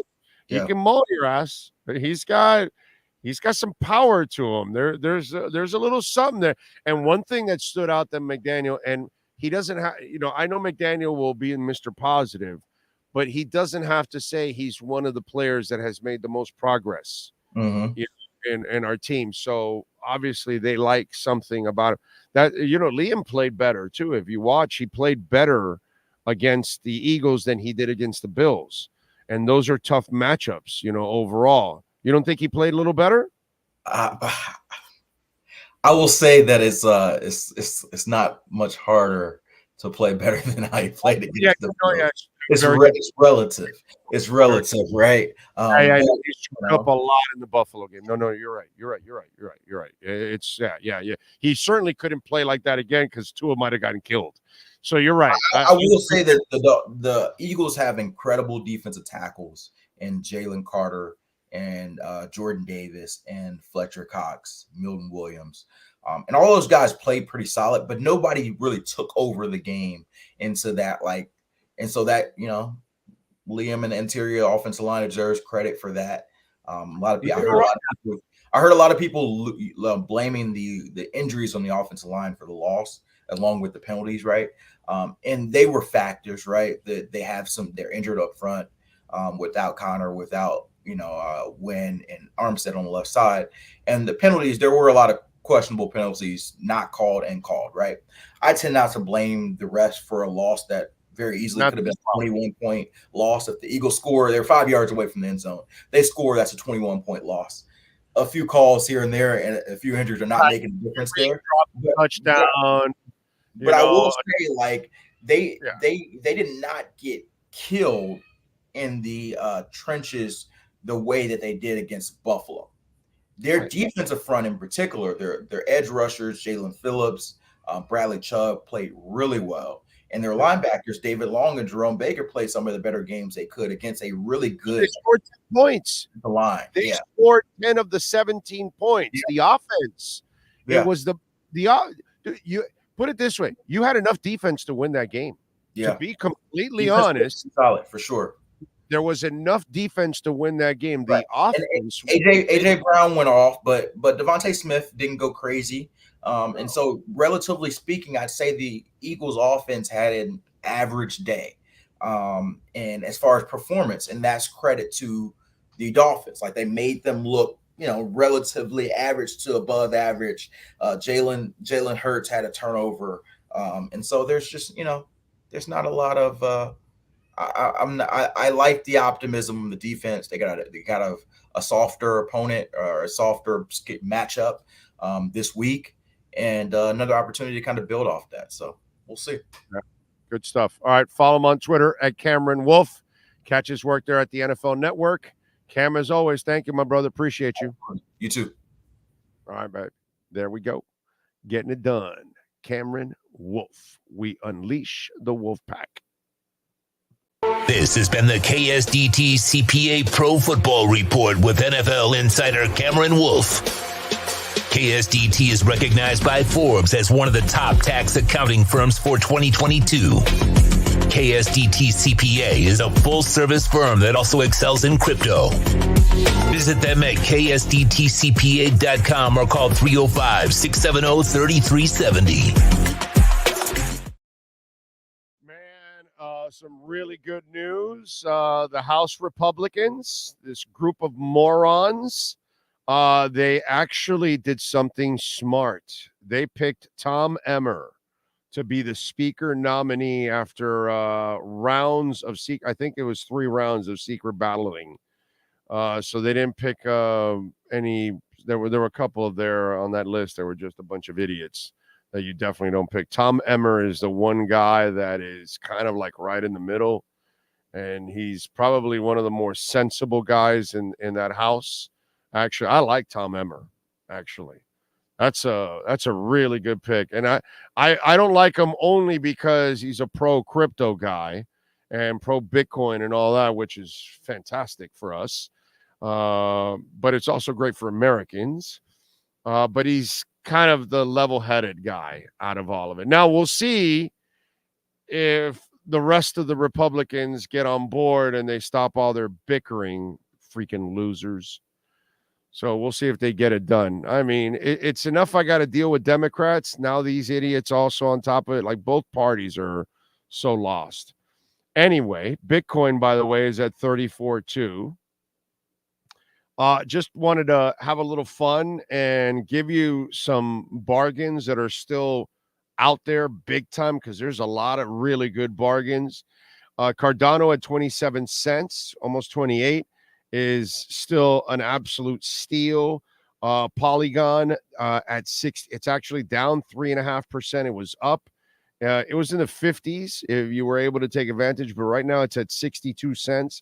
I think it's an amazing bargain right now. Polkadot is at a steal in the $4 area. I was able to load up in the high 3s, mid 3s, and now in the 4s I've loaded up too like crazy. In the 4s and the 3s I've loaded up with Polkadot. Polkadot is still amazing. Layer 0 chain. Let me see what else. Avalanche is still a pretty good price at $10. I mean, it was down in the $8 range, but I think Avalanche is one that is going to explode. Not a financial advisor, all right? Just a guy that loves crypto, but I wouldn't be surprised if Avalanche is in the $60, $70, $100 range, okay? I'm serious. Cosmos is a freaking steal right now. One of the best bargains out there at $6.95 a coin. That is, their ecosystem is second to none. Okay. Awesome. Hedera Hashgraph. They are a absolute monster in the making. They are just over 5 cents. It's been as low in the 4-cent area. I've been able to load up in the 4 and the 5 cent area. This thing had a run recently. Hedera. Let me just give you this just so you'll know. Recently, here it is. It was in the 6-cent area in August. Okay. And then it got up to 8 cents. And that was earlier this year. Okay. And this is all during a bear market. But they have made some amazing partnership deals right now, Hedera. And Hedera, the government, the feds are going to use Hedera Hashgraph for their payment services and everything. They're going to use their blockchain. Hedera is going to run, and it's super cheap right now at 5 cents. VeChain again, slow mover, but it's under 2 cents right now, 1.8. Optimism, I love it, 138. Arbitron at 88 cents is an absolute steal. Near Protocol, very good bargain at $1.13. These things are going to explode, man. Absolutely explode. Immutable X. Oh my God, Immutable X is at 63 cents. I think it's an awesome deal right now. Immutable X. Theta. Theta is like the YouTube of the blockchain. They are right now at 65 cents, I believe. Yeah, 65, which is a steal. Decentraland, which is a metaverse, gaming, all kinds of stuff. It's at 34 cents right now. I think it's an absolute steal. Again, not a financial advisor, just the guy that loves crypto and follows this shit. There are some amazing deals. We are now starting the bull run. Do not bitch and complain later on and say, oh, hey, do I get into now? I've been talking about this for a while. I talked about a lot of these coins when they were even lower, and now they've gone up a little bit, but they have not gone to where they're going to go. And you want to get on this train now before it gets crazy.